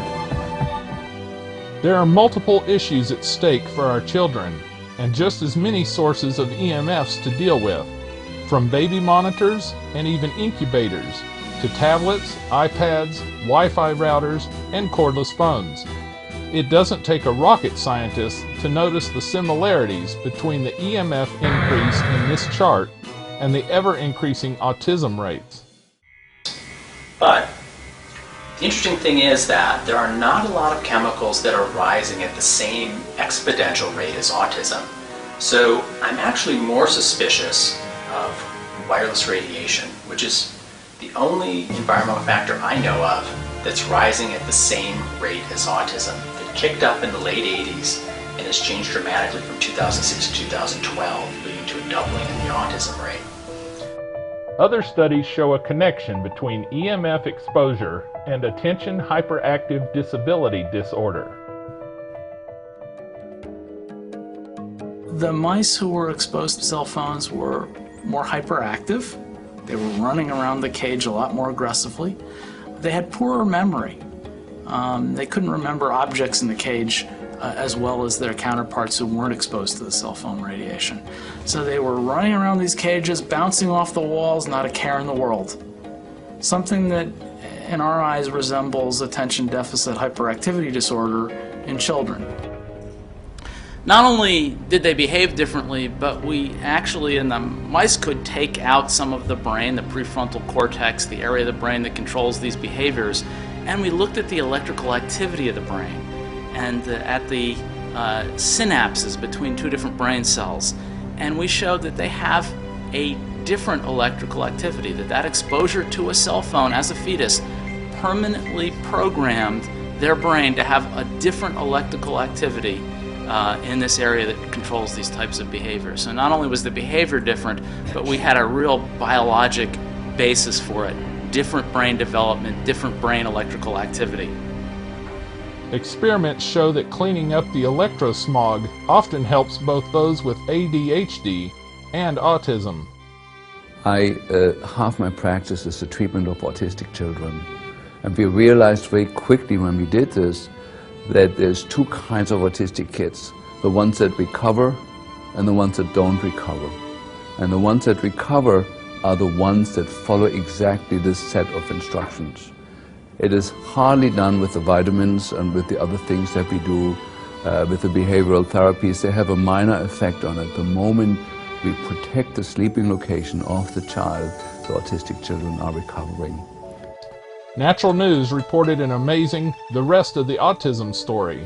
Tamara Maria, a clinical nutritionist, and Dr. George Carlo took a severely autistic 10-year-old boy as their test subject, whose parents had tried every therapy they could find, including chelation, but to no benefit.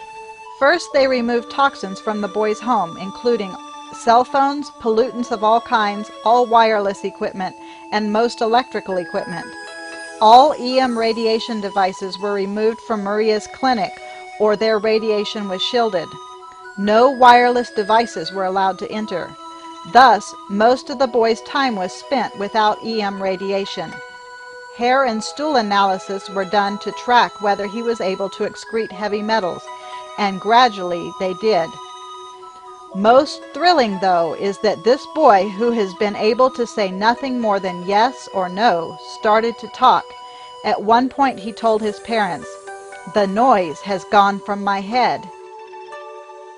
Is it possible that EMFs are causing some kind of electrical interference or static in the heads of certain children? But this is not the only report of improvements in children when their electrical environment is cleaned up. Think about that. Yes, we did a study at a school in Minnesota and another school in Toronto, and we found that when we cleaned up the school environment, symptoms of young children improved, their behavior improved. And it was primarily in elementary schools, to a certain degree in middle schools, but very little improvement in high schools. And the symptoms that seemed to go away when we cleaned up the environment in the school was the symptoms that we associate with hyperactivity disorder. And so we think that there's actually a connection between the two.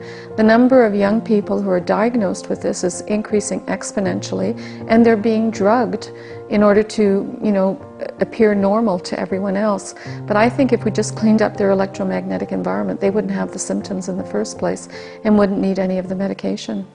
Specifically concerning autism, the Journal of Australasian College of Nutritional and Environmental Medicine reports, the mechanism of EMR impact could be direct by facilitating early clinical onset of symptoms, or indirect, including trapping heavy metals in cells and both accelerating the onset of symptoms caused by heavy metal toxicity, as well as impeding therapeutic clearance. These data also suggest that wireless device EMR is a synergen in the etiology of autism, acting in conjunction with environmental and genetic factors, and offer a mechanistic explanation for the correlation between concurrent increases in the incidence of autism and the use of wireless technology. In simpler terms, when heavy metals and EMRs are combined, they make the problem worse. EMFs prevent the bodies of autistic children from excreting heavy metals. Perhaps this is why the Bioinitiative report recommends that wireless laptops and other wireless devices should be strongly discouraged in schools for children of all ages. And some people are listening. Canada's government might not be doing anything about concerns, but in France, the town of Aéroville-Saint Clair is. It's the first municipality in the world to remove Wi-Fi from schools and public buildings. Moi, j'ai un devoir en tant que maire. Mayor Rodolphe Thomas says he's taking a precautionary approach because he's not willing to gamble with the health of children here. So this town that 10 years ago went wireless ahead of everyone else became in April of 2009 the first to shut it down. Le Wi-Fi est un outil. Wi-Fi is an important tool, he says, but there are places it simply shouldn't be, like schools. So now, all but 2 schools here are Wi-Fi free, and the town plans to strip Wi-Fi from all its public buildings by the end of the year. On voit les fibres qui arrivent quand même, les fibres. But Aéroville-Saint Clair isn't returning to the dark ages. In fact, it's once again on the cutting edge of technology. It's installed a state-of-the-art fiber optic system that's faster, more stable, and according to the people here, safer. But where governments aren't listening, some parents have taken matters into their own hands. School, but my daughter just can't go there right now. The reason? Wi-Fi. Klein was chair of the parent council, but quit and pulled her daughter out in June after doing her own homework on the effects of Wi-Fi. Damage to the blood-brain barrier, calcium flux. There is a link to diabetes, behavioral changes, cancer. European studies have convinced her that Wi-Fi, even at a low level, is hazardous. Unfortunately, kids are going to be exposed for a number of years, and kids are going to get sick, and there's nothing I can do about it. But I can protect my own child.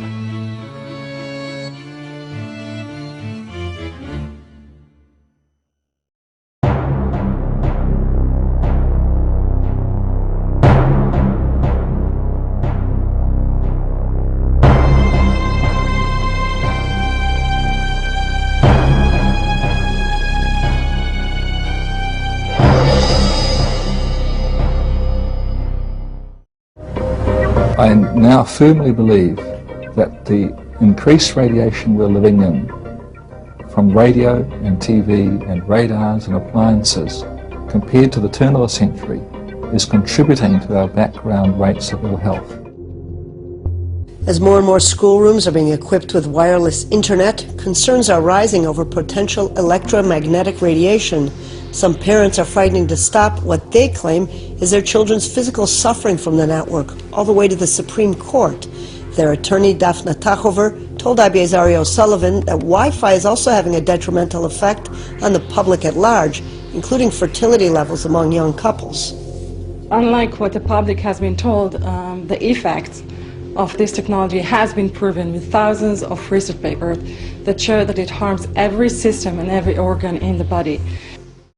Most of the 20th century diseases of civilization, including cancer, cardiovascular disease, malignant neoplasms, diabetes, and suicide, are not caused by lifestyle alone.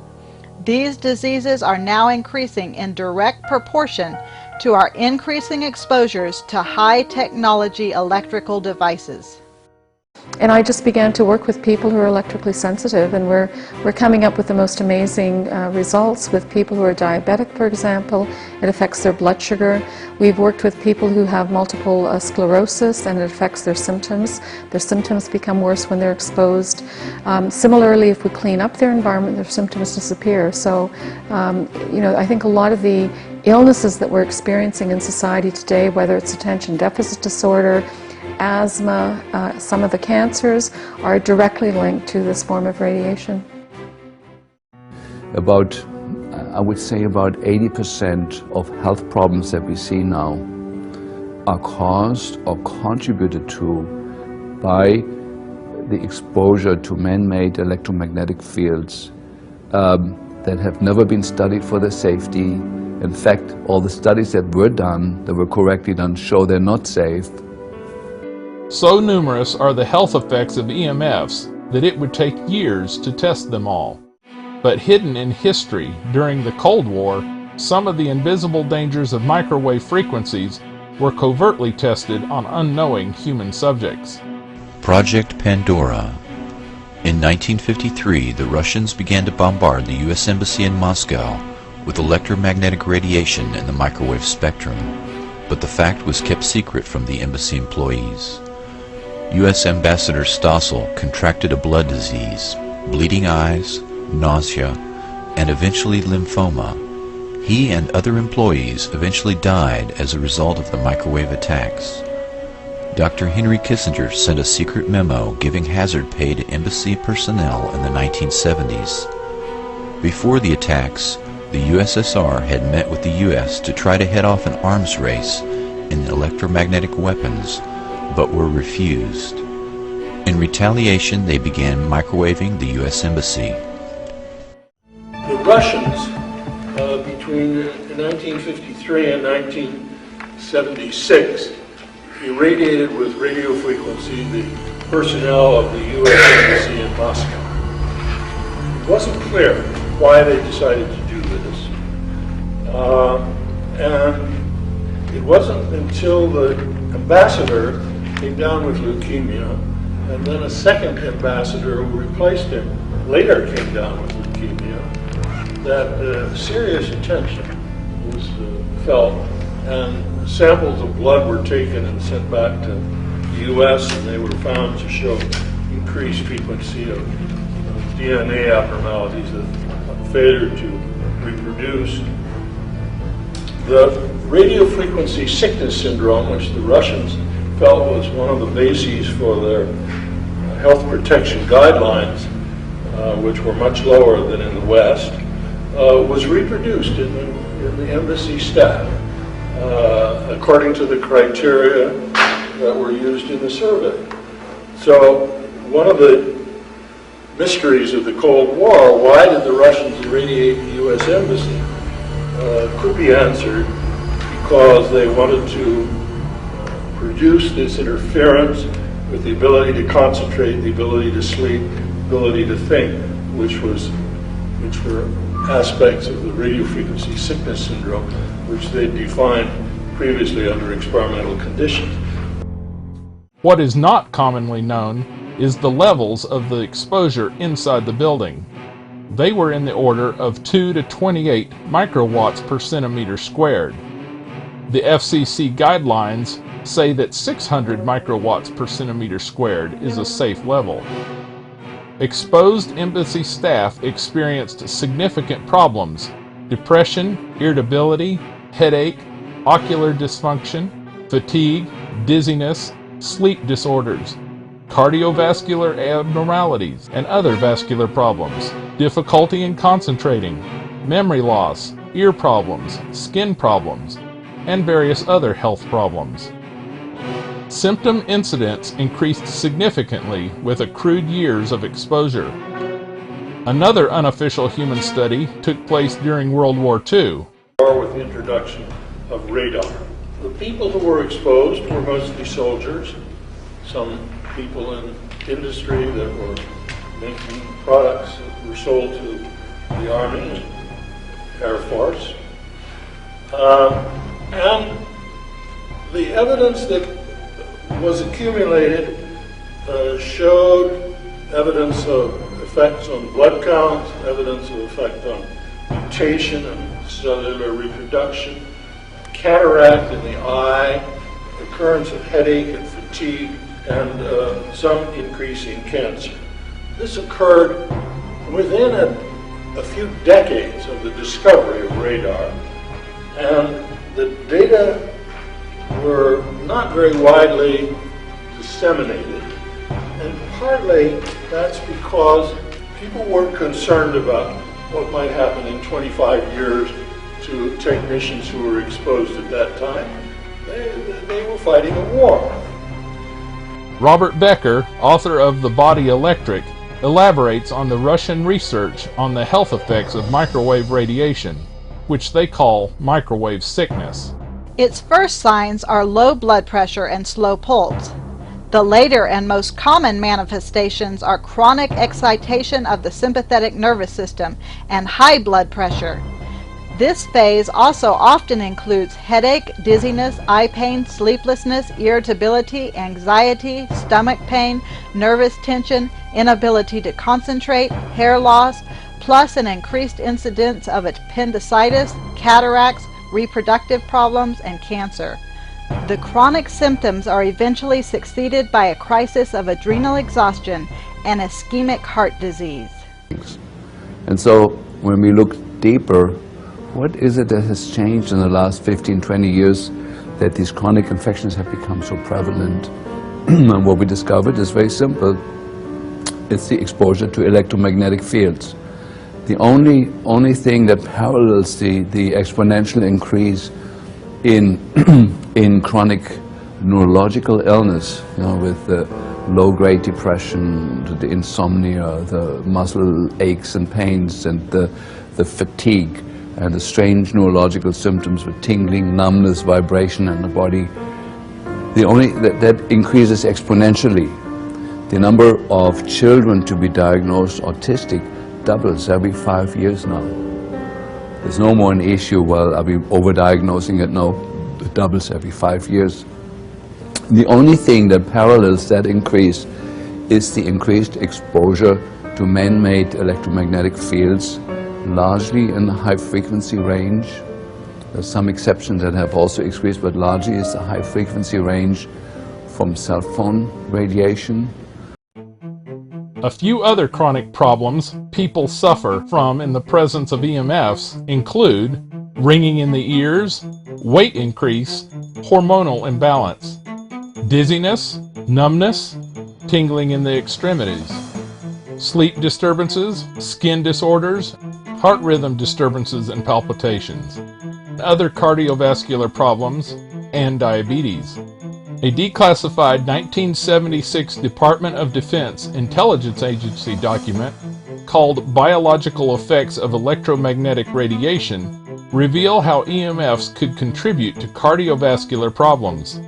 The document states, the Soviets have also studied the psychophysiological and metabolic changes and the alteration of brain function resulting from exposure to mixed frequencies of electromagnetic radiation. One physiological effect which has been demonstrated is heart seizure. This has been accomplished experimentally in frogs by synchronizing a pulsed ultra-high frequency microwave signal of low average power density with the depolarization of the myocardium and beaming the signal at the thoracic area. A frequency probably could be found which would provide sufficient penetration of the chest wall of humans to accomplish the same effect. Another possibility is alteration of the permeability of the blood-brain barrier. This would allow neurotoxins in the blood to cross. The catch? What modern device puts out a pulsed, ultra-high frequency? Your cell phone. Blood sugar and insulin disturbances have also been shown to sometimes be connected to EMF exposure. In fact, a report entitled Dirty Electricity and Electrical Hypersensitivity, 5 case studies, presented at the WHO workshop states, based on our studies, we would like to suggest that, in addition to type 1 and type 2 diabetes, there is a type 3 diabetes that may be attributed to poor power quality. This form of pollution may be contributing to the rapid growth of this disease and affecting the large number of people who are classified as pre-diabetic, according to the American Diabetes Association, and who have difficulty controlling their blood sugar with medication. We worked with another person who was a type 2 diabetic. She controlled her blood sugar by exercise and by eating properly. And so whenever her blood sugar went up, she would simply go for a 20-minute walk and it would come right back down to normal. If she worked out on a treadmill, her blood sugar actually went up rather than down. And the reason for that is treadmills produce dirty electricity, so they're actually contributing to the electrosmog in her environment. And we think this can actually be used as a diagnostic by doctors who have patients who are diabetic. Simply put them on a treadmill, measure their blood sugar before and after, and find out if it goes up and down. If it goes down, they're purely diabetic, they don't have electrical sensitivity. If it goes up, they have electrical sensitivity, and hence, by controlling their environment, they can control their blood sugar. Perhaps smart meters might work as a diagnostic too. One diabetic story, charted here, showed the distinct increase in the blood sugar of a type 1 diabetic when a smart meter was installed, as well as the distinct decrease in blood sugar when the diabetic reasoned cause to effect and had her smart meter removed. But what is perhaps the most concerning effect of EMFs on the human body is that they not only damage the human body, they also reduce its ability to repair the damage. The problem is this type of radiation causes more damage, but also it decreases our ability to repair that damage. It saturates repair mechanisms. So you can imagine that this balance that we're supposed to have, if the damage goes up and the repair capacity goes down, it won't be long until you slip into a type of disease process. So we know the problem. What is the answer?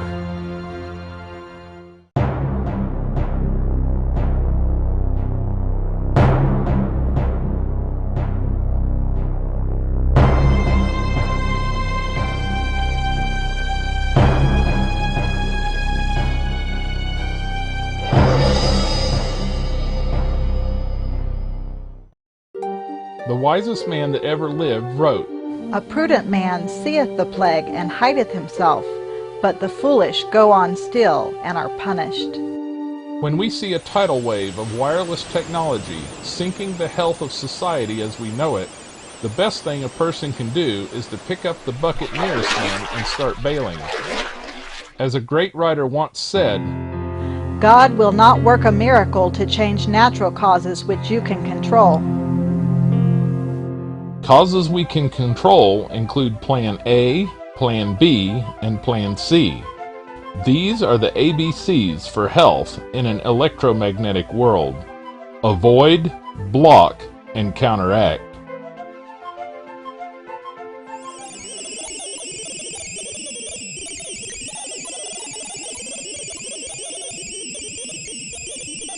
Wi-Fi is toxic. It's a different form of toxicity, but it's toxic to our bodies. Whenever there is a toxin in the environment, avoidance of that toxin is Plan A for healing. Stop smoking cigarettes, avoid lead paint, etc. An ounce of prevention is worth a pound of cure. This is especially good counsel for those with electrosensitivities. The Canadian Initiative to Stop Wireless, Electric, and Electromagnetic Pollution's Survival Guide for Living with Electrohypersensitivity states, Early recognition, avoidance of symptom-triggering agents, environmental control, treatments that may reduce residual toxins, and recovery of normal biological processes are key to regaining health for people with sensitivities. Without mitigation of the incitant, people with environmental sensitivities may become severely debilitated. Our number one recommendation is to avoid mobile phones. According to the Interphone Cardis report on health effects of radio frequency fields, today the largest source of RF for the general public is the use of mobile telephones.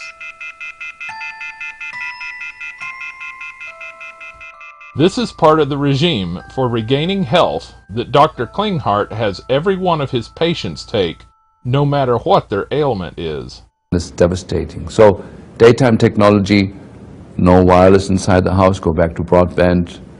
No cordless phones, go back to corded phones. Or there is one type of phone that you can buy that is innocent. It's just much more expensive. Yeah? And no compact fluorescent lights in the house. It's a good start for most people. Avoiding RF radiation from mobile phones includes both cell phones and cordless decked phones. One electrohypersensitive person that we talked with told how they were driving up a driveway to a country vacation home. The renter had paid extra to have the wireless internet turned off, but as they drove up the driveway, their Electrosmog meter began to pick up more and more signal. When they traced the signal to its source, to their surprise, it was coming from a single decked phone on the kitchen counter. The base unit of a plugged-in decked phone puts out a constant signal, even when you're not using it. This radiation penetrates even through walls and floors. Most decked phones have a radius of about 300 meters, or about 900 feet. This one also had an apparent radius of several hundred feet, since the meter began picking up signal at the end of the driveway, far away from the house. Avoiding a mobile phone can be as simple as using a corded landline phone instead, where this is available. Number 2. Avoid living in cities and high radiation areas. Opt out on smart homes and smart meters and homes near towers and high voltage power lines. Some sensitive people have found relief by avoiding cities and simply living in country areas without so many towers and Wi-Fi from neighbors. In the house, we had a co-worker with us who had a son who was very, very sensitive to electromagnetic fields, and she lived here in Seattle, and he couldn't go to school because the schools at the time already had wireless installed in the schools, and he couldn't tolerate it. So she moved to Portland and then couldn't tolerate it there at all. Then moved over to Ashland, which claims itself to be one of the greenest cities in the world. And then when she Googled the cell phone towers next to the home that she had rented, she found that within 200 yards she had over 90 cell phone installations that were broadcasting into her home, and her son was virtually going nuts. And then she moved out in the country, decided on homeschooling, and the boy's been doing well ever since. Spent the past months trying to find a house. There are about 200 houses here. All of these houses are houses that I eliminated.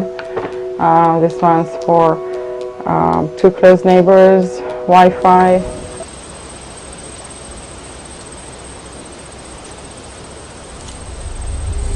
Probably the biggest change is for me, I smile again.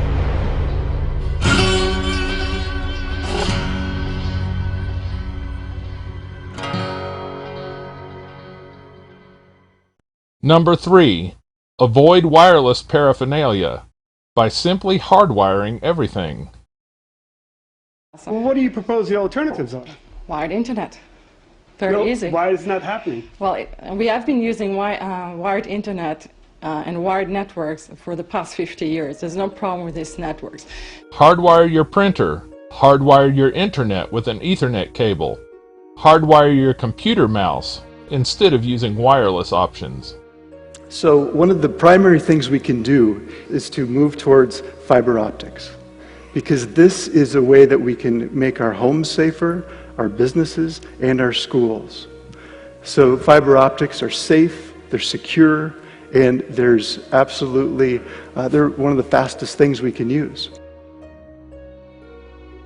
As a society, we should take a step back and consider the counsel of Jeremiah 6:16. Ask for the old paths, where is the good way, and walk therein. Removing Wi-Fi from public places like libraries, schools, hospitals, and hotels, and again hardwiring them as well as installing public phone facilities would greatly lessen society's overall radiation load. Well, I just think it's really important to help people who have developed this electrical sensitivity. We need some wireless-free zones so that these people can actually survive in our communities. We need to protect children in schools. That's absolutely critical. And we need to keep these antennas away from communities so people can go on living without being affected by the radiation. And there are 300,000 people in Sweden who suffer with electrical sensitivity. And there is now a village just outside Stockholm for people who are electrically sensitive. In the UK, it doesn't exist. Driven deeper into their cave, Anne and Bernadette are sustained by a dream. An area free of electromagnetic waves, called the white zone. It's not just us who suffers. Bernadette and I are here in this cave for temporary relief. But the only hope for us is a white zone. And it needs to be an official, recognized, and sustainable area. I believe that the white zone will be created with all my heart. There are more and more of us out there. I can't see that they would abandon us completely. The white zone will arrive one day. Number 4. Avoid high levels and extended exposures. Avoid talking on the phone when you have a bad signal, since the phone has to power up to full power to continually search for a signal. Avoid using your phone or other wireless devices in an enclosed metallic space, like a vehicle, since enclosed vehicles magnify the radiation. Avoid carrying your phone, iPod, or wireless device on your body. Ideally, put it in your purse, briefcase, or a carrying bag. Number 5. Avoid unnecessary radiation. Avoid pointless EMF exposure and EMF exposure that is not for the glory of God. For the Scriptures state, Whether therefore ye eat, or drink, or whatsoever ye do, do all to the glory of God. Avoid unnecessary plane flights, airport scanners, and medical testing. Airports have high levels of radiation from the radar, the Wi-Fi, the body scanners, the metal detectors, the X-ray equipment, not to mention hundreds or thousands of personal Wi-Fi devices and cell phones. Flying in a plane at 20,000 feet exposes you to much more cosmic radiation than the human body was designed to handle. This may explain why flight crews have a higher risk of developing cancer. One of many studies, for example, indicates that women who have been on flight crews for more than 5 years have double the normal occurrence of breast cancer. In her book Zapped, Anne Louise Gittleman suggests 1,268 ways to outsmart the hazards of electronic pollution. One of these is considering your medical radiation load. She suggests you may want to request a lower dose. Avoid full body scans. Consider foregoing the EKG. Limit ultrasounds during pregnancy. Another author writes, The X-ray is not the great blessing that some suppose it to be. If used unwisely, it may do much harm. Your medical radiation load could add up to more than you think. According to a life extension report, the radiation from one CT chest scan is equal to 400 chest X-rays, and one CT scan of the head is equal to 115 chest X-rays. Dr. Robert Mendelsohn warned against using dangerous diagnostics and stated that Thyroid cancer can develop after an amount of radiation that is less than that produced by 10 bite-wing dental X-rays. Well, what we're talking about is tonight is the fact of X-rays being a cause of breast and other cancers.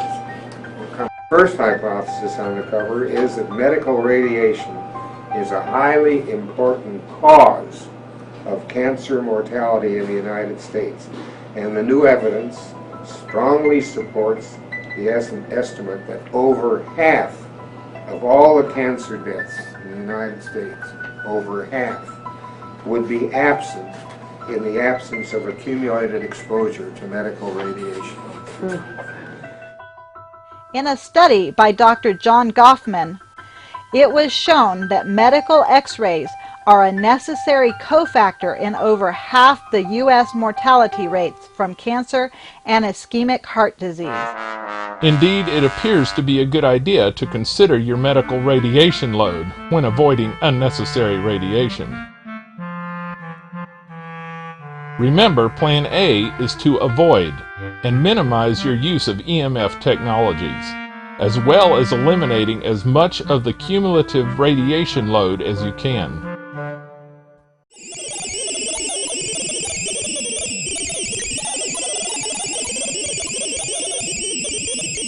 Plan B is to block EMFs. Experts suggest that the #1 blocking method is to maximize your distance from EMF generating technologies when in use. There are a lot of unproven devices to reduce your exposure to electromagnetic fields. As I said, the physics of radiation is very simple. As you double the distance away from the source, you effectively reduce your exposure by 75%. So keep that in mind, rather than buying things around your neck, etc., that promise to do things that don't do anything.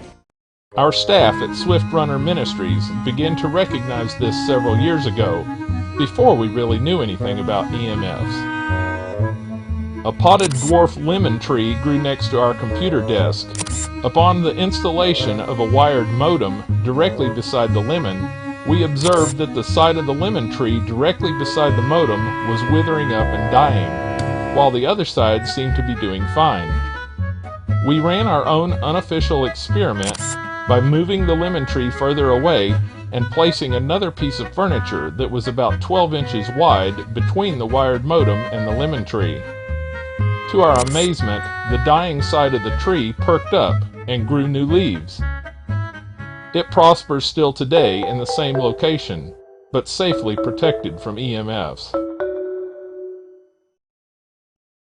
Blocking with distance may be done by using your laptop or tablet on a table away from your lap, using your cell phone on speakerphone away from your body, using an air tube styled headset with your phone, again keeping the phone away from your body. If you happen to like to walk while you talk on the phone, our staff created a simple holder for the phone from a small board, 4 screws, and 2 rubber bands. This maximizes the distance between you and the phone while walking. However you choose to do it, distance is your friend. #2, blocking devices at the touch of a button. This is as simple as setting devices on airplane mode, or, better yet, turn them off when they are not in use. Disabling the wireless connection on your computer minimizes EMF exposure too. #3, block by making your home a little heaven on earth. An electrosmog meter can be very helpful in determining which appliances produce EMFs. Unplug any devices that may be emitting radiation. Sometimes they may be things you don't suspect. Our staff was surprised to find that a hairdryer, when in use, emits almost the same amount of EMFs as the Wi-Fi in the public library. Do your best to deal with smart meters. Smart meters need to be at a distance. Now, one thing that you may not be aware of is that the smart meter, if you do have one, they can be powered down to 1 to 2%. So it's really important to contact the power company, and apart from encouraging them to replace it, which is probably not going to happen, is to actually get them to power it down to 1 to 2% capacity. Or what they've done in a minor cases that they don't advertise is they've actually switched it off, and then when they need the reading, they switch it on temporarily for just a couple of minutes every 3 months or however long they need to take the reading, get the data and then switch it off again. And I think really this is the way people with EHS need to go. Especially your bedroom needs to be a safety zone. The WEEP Survival Guide states, your body heals and regenerates while you sleep. If you are being bombarded with EMFs during this time, not only will you be causing more damage, but your body will not get the chance to heal itself. And the first thing that we noticed is that the most important time in the day when we are vulnerable to the influence of incoming cell phone radiation is the nighttime, when the parasympathetic nervous system is active and the sympathetics are withdrawing. That's when the damage is done, most of the damage is done. For this reason, some people even choose to turn off the main breaker to the house at night, or at least the circuit breaker to the bedroom, to give their bodies a break while they sleep. Number 4. Block using a shielding device, but watch out for gimmicks. Experts agree that there are a few materials that actually do work for shielding certain frequencies. These include special paints that contain carbon, among other things, and shielding fabrics that contain certain metal fibers. However, they also warn that there are a lot of gimmicks that are marketed for shielding. There are a lot of gadgets on the market. Stickers you should put on your computer and mobile phones, and different crystals and stones and whatever. We have not tested all of them, but the ones we have tested doesn't work at all. And we cannot even understand how they should. The only things that do work, that's what I mentioned before, these microwave shielding materials. That works, definitely. But only to a certain level. It doesn't take away everything.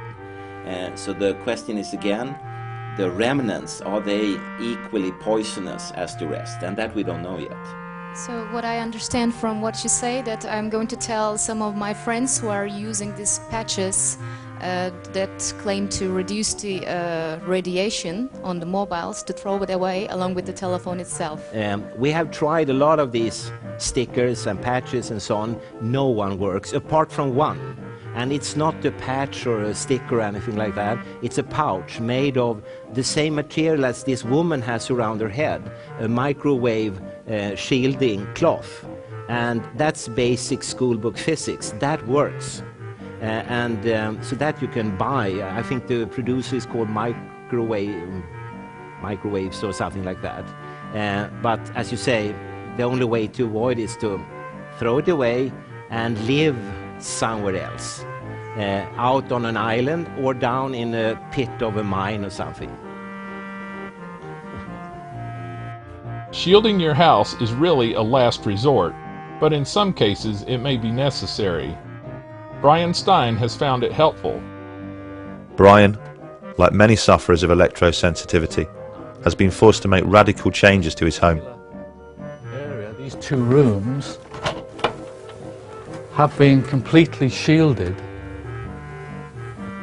in metal foil, so that this room and the bedroom are a Faraday cage. And if you actually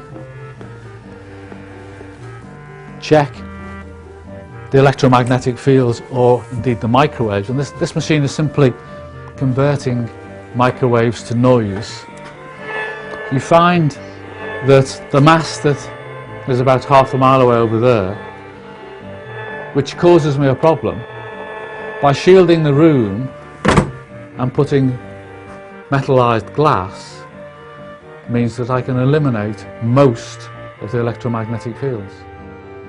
A quick search on the internet alerted our team to the fact that shielding may be cost prohibitive. Worse yet, it may make things worse if improperly done. For example, if a room is completely shielded and you introduce EMFs inside the room, by using a laptop for example, the EMFs cannot escape and they bounce around, causing even more radiation inside the room.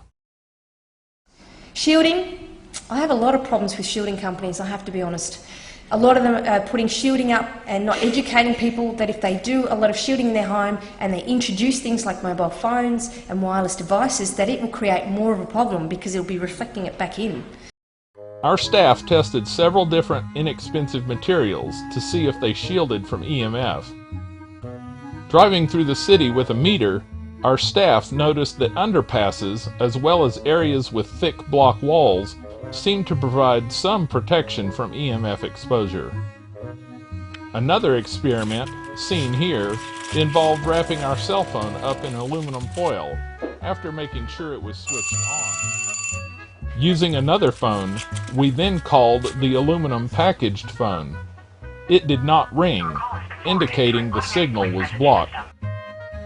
As you might expect, simple testing with a router and aluminum screening demonstrates that the screening also works to block a significant portion of the EMF radiation, though not quite as much as the foil. But there are variables, as before mentioned. Most shielding materials don't block out all the frequencies.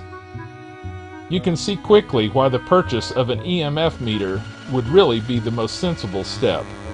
That way you can determine for yourself where the danger zones are.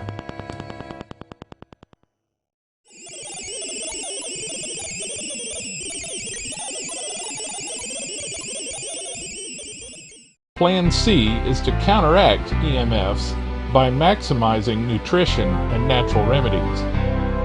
Although we remind you, the best solution is still to reduce EMF exposures to begin with, because EMF exposure not only leads to biological damage, but also to reduced ability to repair this damage. Is there anything, in your opinion, that we can eat or drink to protect our bodies from this exposure? No. No? No. Okay. No. There is no way. And, then we're also entering the wrong avenue, I would say, because we are talking about the public exposure, and we should not be forced to sort of wearing an armor, not on the outside, not on the inside. If it's harmful, which it evidently is, it should just be removed.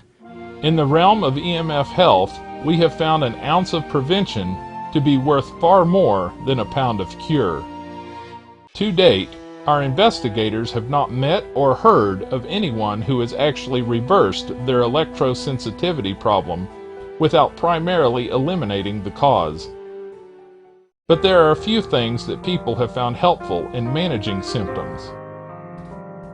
God's plan for health begins with godly trust. A very prolific writer states it well. Satan is working in the atmosphere. He is poisoning the atmosphere, and here we are dependent upon God for our lives, our present and eternal lives. Truly, it is of the Lord's mercies that we are not consumed, because his compassions fail not. They are new every morning. Great is thy faithfulness. Trusting that God is working for you and that you are not alone gives you hope and allows you to have a positive attitude. For the Bible says, a rejoicing heart doeth good like a medicine. Because electromagnetic fields can drive your fight and flight nervous system, anything else that also does that can physically make symptoms worse. So if somebody has a headache because they've been on a phone or by their Wi-Fi router all day, and then somebody comes in and they have a big argument and they're upset and physically distressed, both of those two things are triggering the same part of their nervous system, and the headache will physically get worse. This is a really useful thing that you can take control of yourself and say, regardless of my environment, whether it's hostile or not, I am going to put myself in the most positive, relaxed, calm physical state that I can. You are manipulating your nervous system to allow itself to build your immune system. Interesting. I'm not trying to say that that will change DNA damage if that's what EMF is doing on a molecular level, but it can certainly change the long-term impact on your physiology, which could be extremely useful indeed. Open air is also important. Many people especially find rejuvenation in forests and around waterfalls or the ocean, where there are more life-giving negative ions. We found that some national parks, like Yellowstone, where our staff visited, are safe havens, not allowing Wi-Fi or cell phones in large portions of the park. If you can figure out a way to get there, some of them, unlike any hotels we checked with, actually have Wi-Fi free lodging. Even those who are not electrically hypersensitive find it beneficial to go on a media fast several times a year and camp out in the open air. Additional oxygenation of the tissues from increased blood circulation makes daily exercise a good choice. Endorphins released with exercise may also help deal with pain. Sunshine has also been shown to decrease pain levels, as well as supplying vitamin D, which has many anti-cancer properties. Proper rest is often difficult for those with electrohypersensitivity, since one common symptom is insomnia. Nevertheless, it is important to get proper rest because melatonin, which is only secreted at night, has a neuroprotective effect on the brain. You know, melatonin is a hormone, and believe it or not, it's made in the brain. It's made in the pineal gland of the brain, and it's got a very powerful antioxidant status compared with vitamins. For example, melatonin is 5 times as powerful as vitamin C, and twice as powerful as vitamin E. And it secretes only at night, and it's at night that we need it because that's when we go to sleep and when our brain repairs the cells of our body. And that's when melatonin comes out to do its work. Because melatonin levels produced by the pineal gland can be reduced by light and EMFs, it is recommended to sleep in a room that is pitch dark, for example, by using blackout curtains, and to lower one's EMF exposure at night. Here are a few tips for boosting melatonin naturally. Get exposure to bright light early in the day. Minimize exposure to light late in the evening. Exercise has been shown to boost melatonin levels. Truly, the sleep of a laboring man is sweet. Eat foods rich in melatonin, oats, corn, and rice. Eat foods high in tryptophan. Tryptophan is necessary for the pineal gland to make melatonin. Don't eat late at night. Lots of water is perhaps the remedy we have heard the most positive feedback about. In this case, not so much about drinking it, although that is undeniably important and could eliminate the electrohypersensitivity symptom of feeling dehydrated. But many EHS sufferers have found at least temporary relief in a shower or bath. Epsom salt may also be added to the bath to help relax the muscles. But even without the salt, both warm and neutral baths soothe the nerves and equalize the circulation. A warm bath just before bed is often helpful, also to induce sleep. Always temperate. For EHS sufferers with insomnia, it is particularly important to eliminate obvious stimulants like alcohol, tobacco, and caffeine. But another part of temperance is elimination of harmful substances. People exposed to chemicals find it very interesting. People who have multiple chemical sensitivity become electrically sensitivity. Why? Because if radio frequencies increases the permeability of the blood-brain barrier to these chemicals, you can see now we are talking about the same condition. So once people become multiple chemical sensitivity, you have to address the electromagnetic fields in their home. Once they're EHS, you have to address the chemicals. You have to address the mold, because the mold is getting a free pass into the central nervous system because the blood-brain barrier is becoming more permeable. And emerging science is indicating that this is a huge concern. It is time to look in your cabinet and see if your cleaners are non-toxic. Look in your bathroom and see if your shampoos, lotions, and deodorants are made of natural ingredients, because electromagnetic fields in our environment today are opening the blood-brain barrier and allowing all these things to take up residence in your brain like never before. For this reason, heavy metal levels in the body should also be considered and eliminated.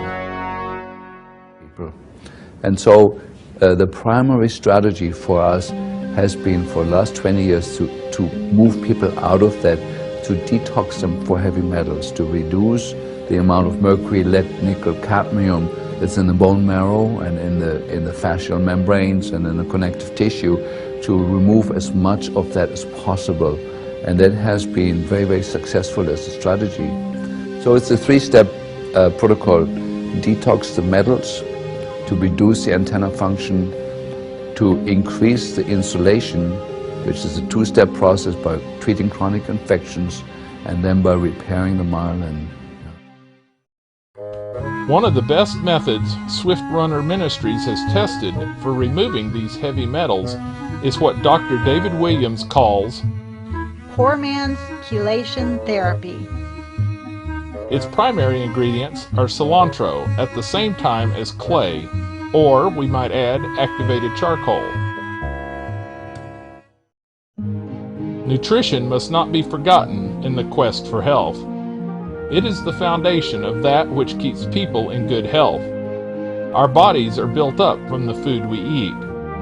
Here are our top 5 nutritional pointers for dealing with EHS, as well as the negative effects of EMFs in general.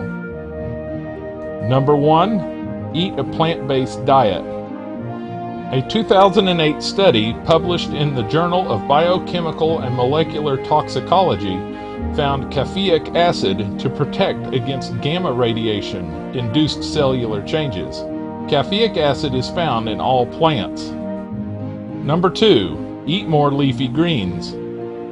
Leafy greens build the blood, and because hemoglobin and chlorophyll have an almost identical molecular structure, juicing leafy greens into liquid chlorophyll and drinking it is a virtual plant blood transfusion.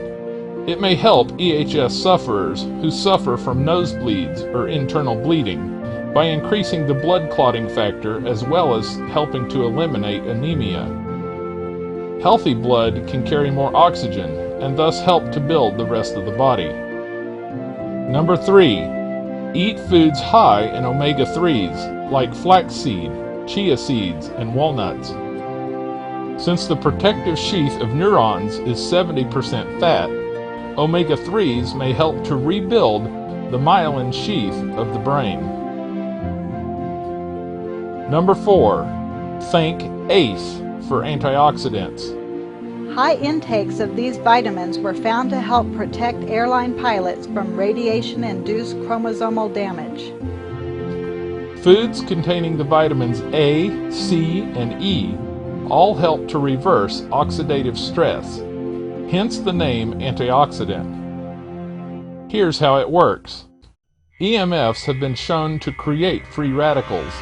This causes oxidative stress and its host of diseases in the human body. Unlike normal molecules that have paired electrons, free radicals have unpaired electrons. This sends them rampaging through the body to find another electron. The damage done by free radicals is called oxidation. Antioxidants are self-sacrificing soldiers who donate one of their electrons to unhappy, misbehaving free radicals. The antioxidant is consumed in this process, but this calms the free radical down, thus eliminating oxidative stress. Here are some quick tips to help you ace the test with antioxidants. For vitamin A intake, think orange, carrots, sweet potatoes, mangoes, cantaloupe, and apricots. Foods high in vitamin C include acerola cherries, rose hips, guavas, red bell pepper, kale, citrus, and berries. Foods high in vitamin E include cold-pressed wheat germ and flaxseed oil, as well as most nuts and seeds. Number 5, Focus on calcium. Some studies suggest that exposure to EMFs may cause loss of this nutrient. Biochemist Andrew Goldsworthy hypothesizes it is possible that at least some forms of electrosensitivity could be due to the victims having their natural blood calcium levels bordering on hypocalcemia. Unhulled sesame seeds, carob powder, almonds, and many leafy greens are good sources of this vital nutrient. Here are a few more helpful nutrients we found mentioned in connection with counteracting the negative effects of EMFs. Selenium, zinc, melatonin, glutathione, iodine, vitamin B12, vitamin B6, and aloe vera. Which brings us to a bonus natural remedy, especially for those suffering from a skin rash due to EMFs. While aloe vera poultices can be helpful, the best remedy our EHS sufferers report is made of water, salt, baking soda, and zeolite clay. This remedy is based on a theory that what worked for radiation from Chernobyl might also work for EMF radiation. The story regarding those who survived the original blast was told by staff in a Russian hospital. They stated that those who fared the best after Chernobyl went not to the hospital, but instead to soak in the ocean. The simple ingredients of this effective treatment include 1/4 cup of salt, 1/4 cup baking soda, and 1/4 cup Rocky Garden supplement, zeolite clay. After putting these in a dish pan, you add about 3 quarts of boiling hot water. Our sources state, when it fizzes, you know you've done it right. Then you add a little additional water to cool it to a tolerable temperature for soaking hands or feet. Though this is apparently not a painless remedy for open wounds, we've been told the effect is well worthwhile. And now, the last step to counteract the invisible danger of EMFs. Counteract through knowledge. The Word of God declares, "My people are destroyed for a lack of knowledge." The Scriptures propose this answer. "And ye shall know the truth, and the truth shall make you free." This is a distinct reference to Jesus Christ, who is the ultimate truth. For he declared, "I am the way, the truth, and the life." The Gospel story tells us how Jesus came and died to set sinners free from the slavery of sin, another invisible danger that is propagated by the prince of the power of the air. Today, in like manner, we believe the truth about EMFs will set people free from the slavery of ignorance that is causing poor health and reduced quality of life. A voice from the past echoes, "Educate, educate, educate. The mind must be enlightened, for the understanding of the people is darkened." So counteract with knowledge. Tell your next door neighbor. Send an email with our YouTube link to a friend, or pass out DVDs exposing the invisible danger. Make a difference in the health of another by counteracting with knowledge, one person at a time. For when the invisible danger is exposed to public view, people might just decide a good connection is what's important.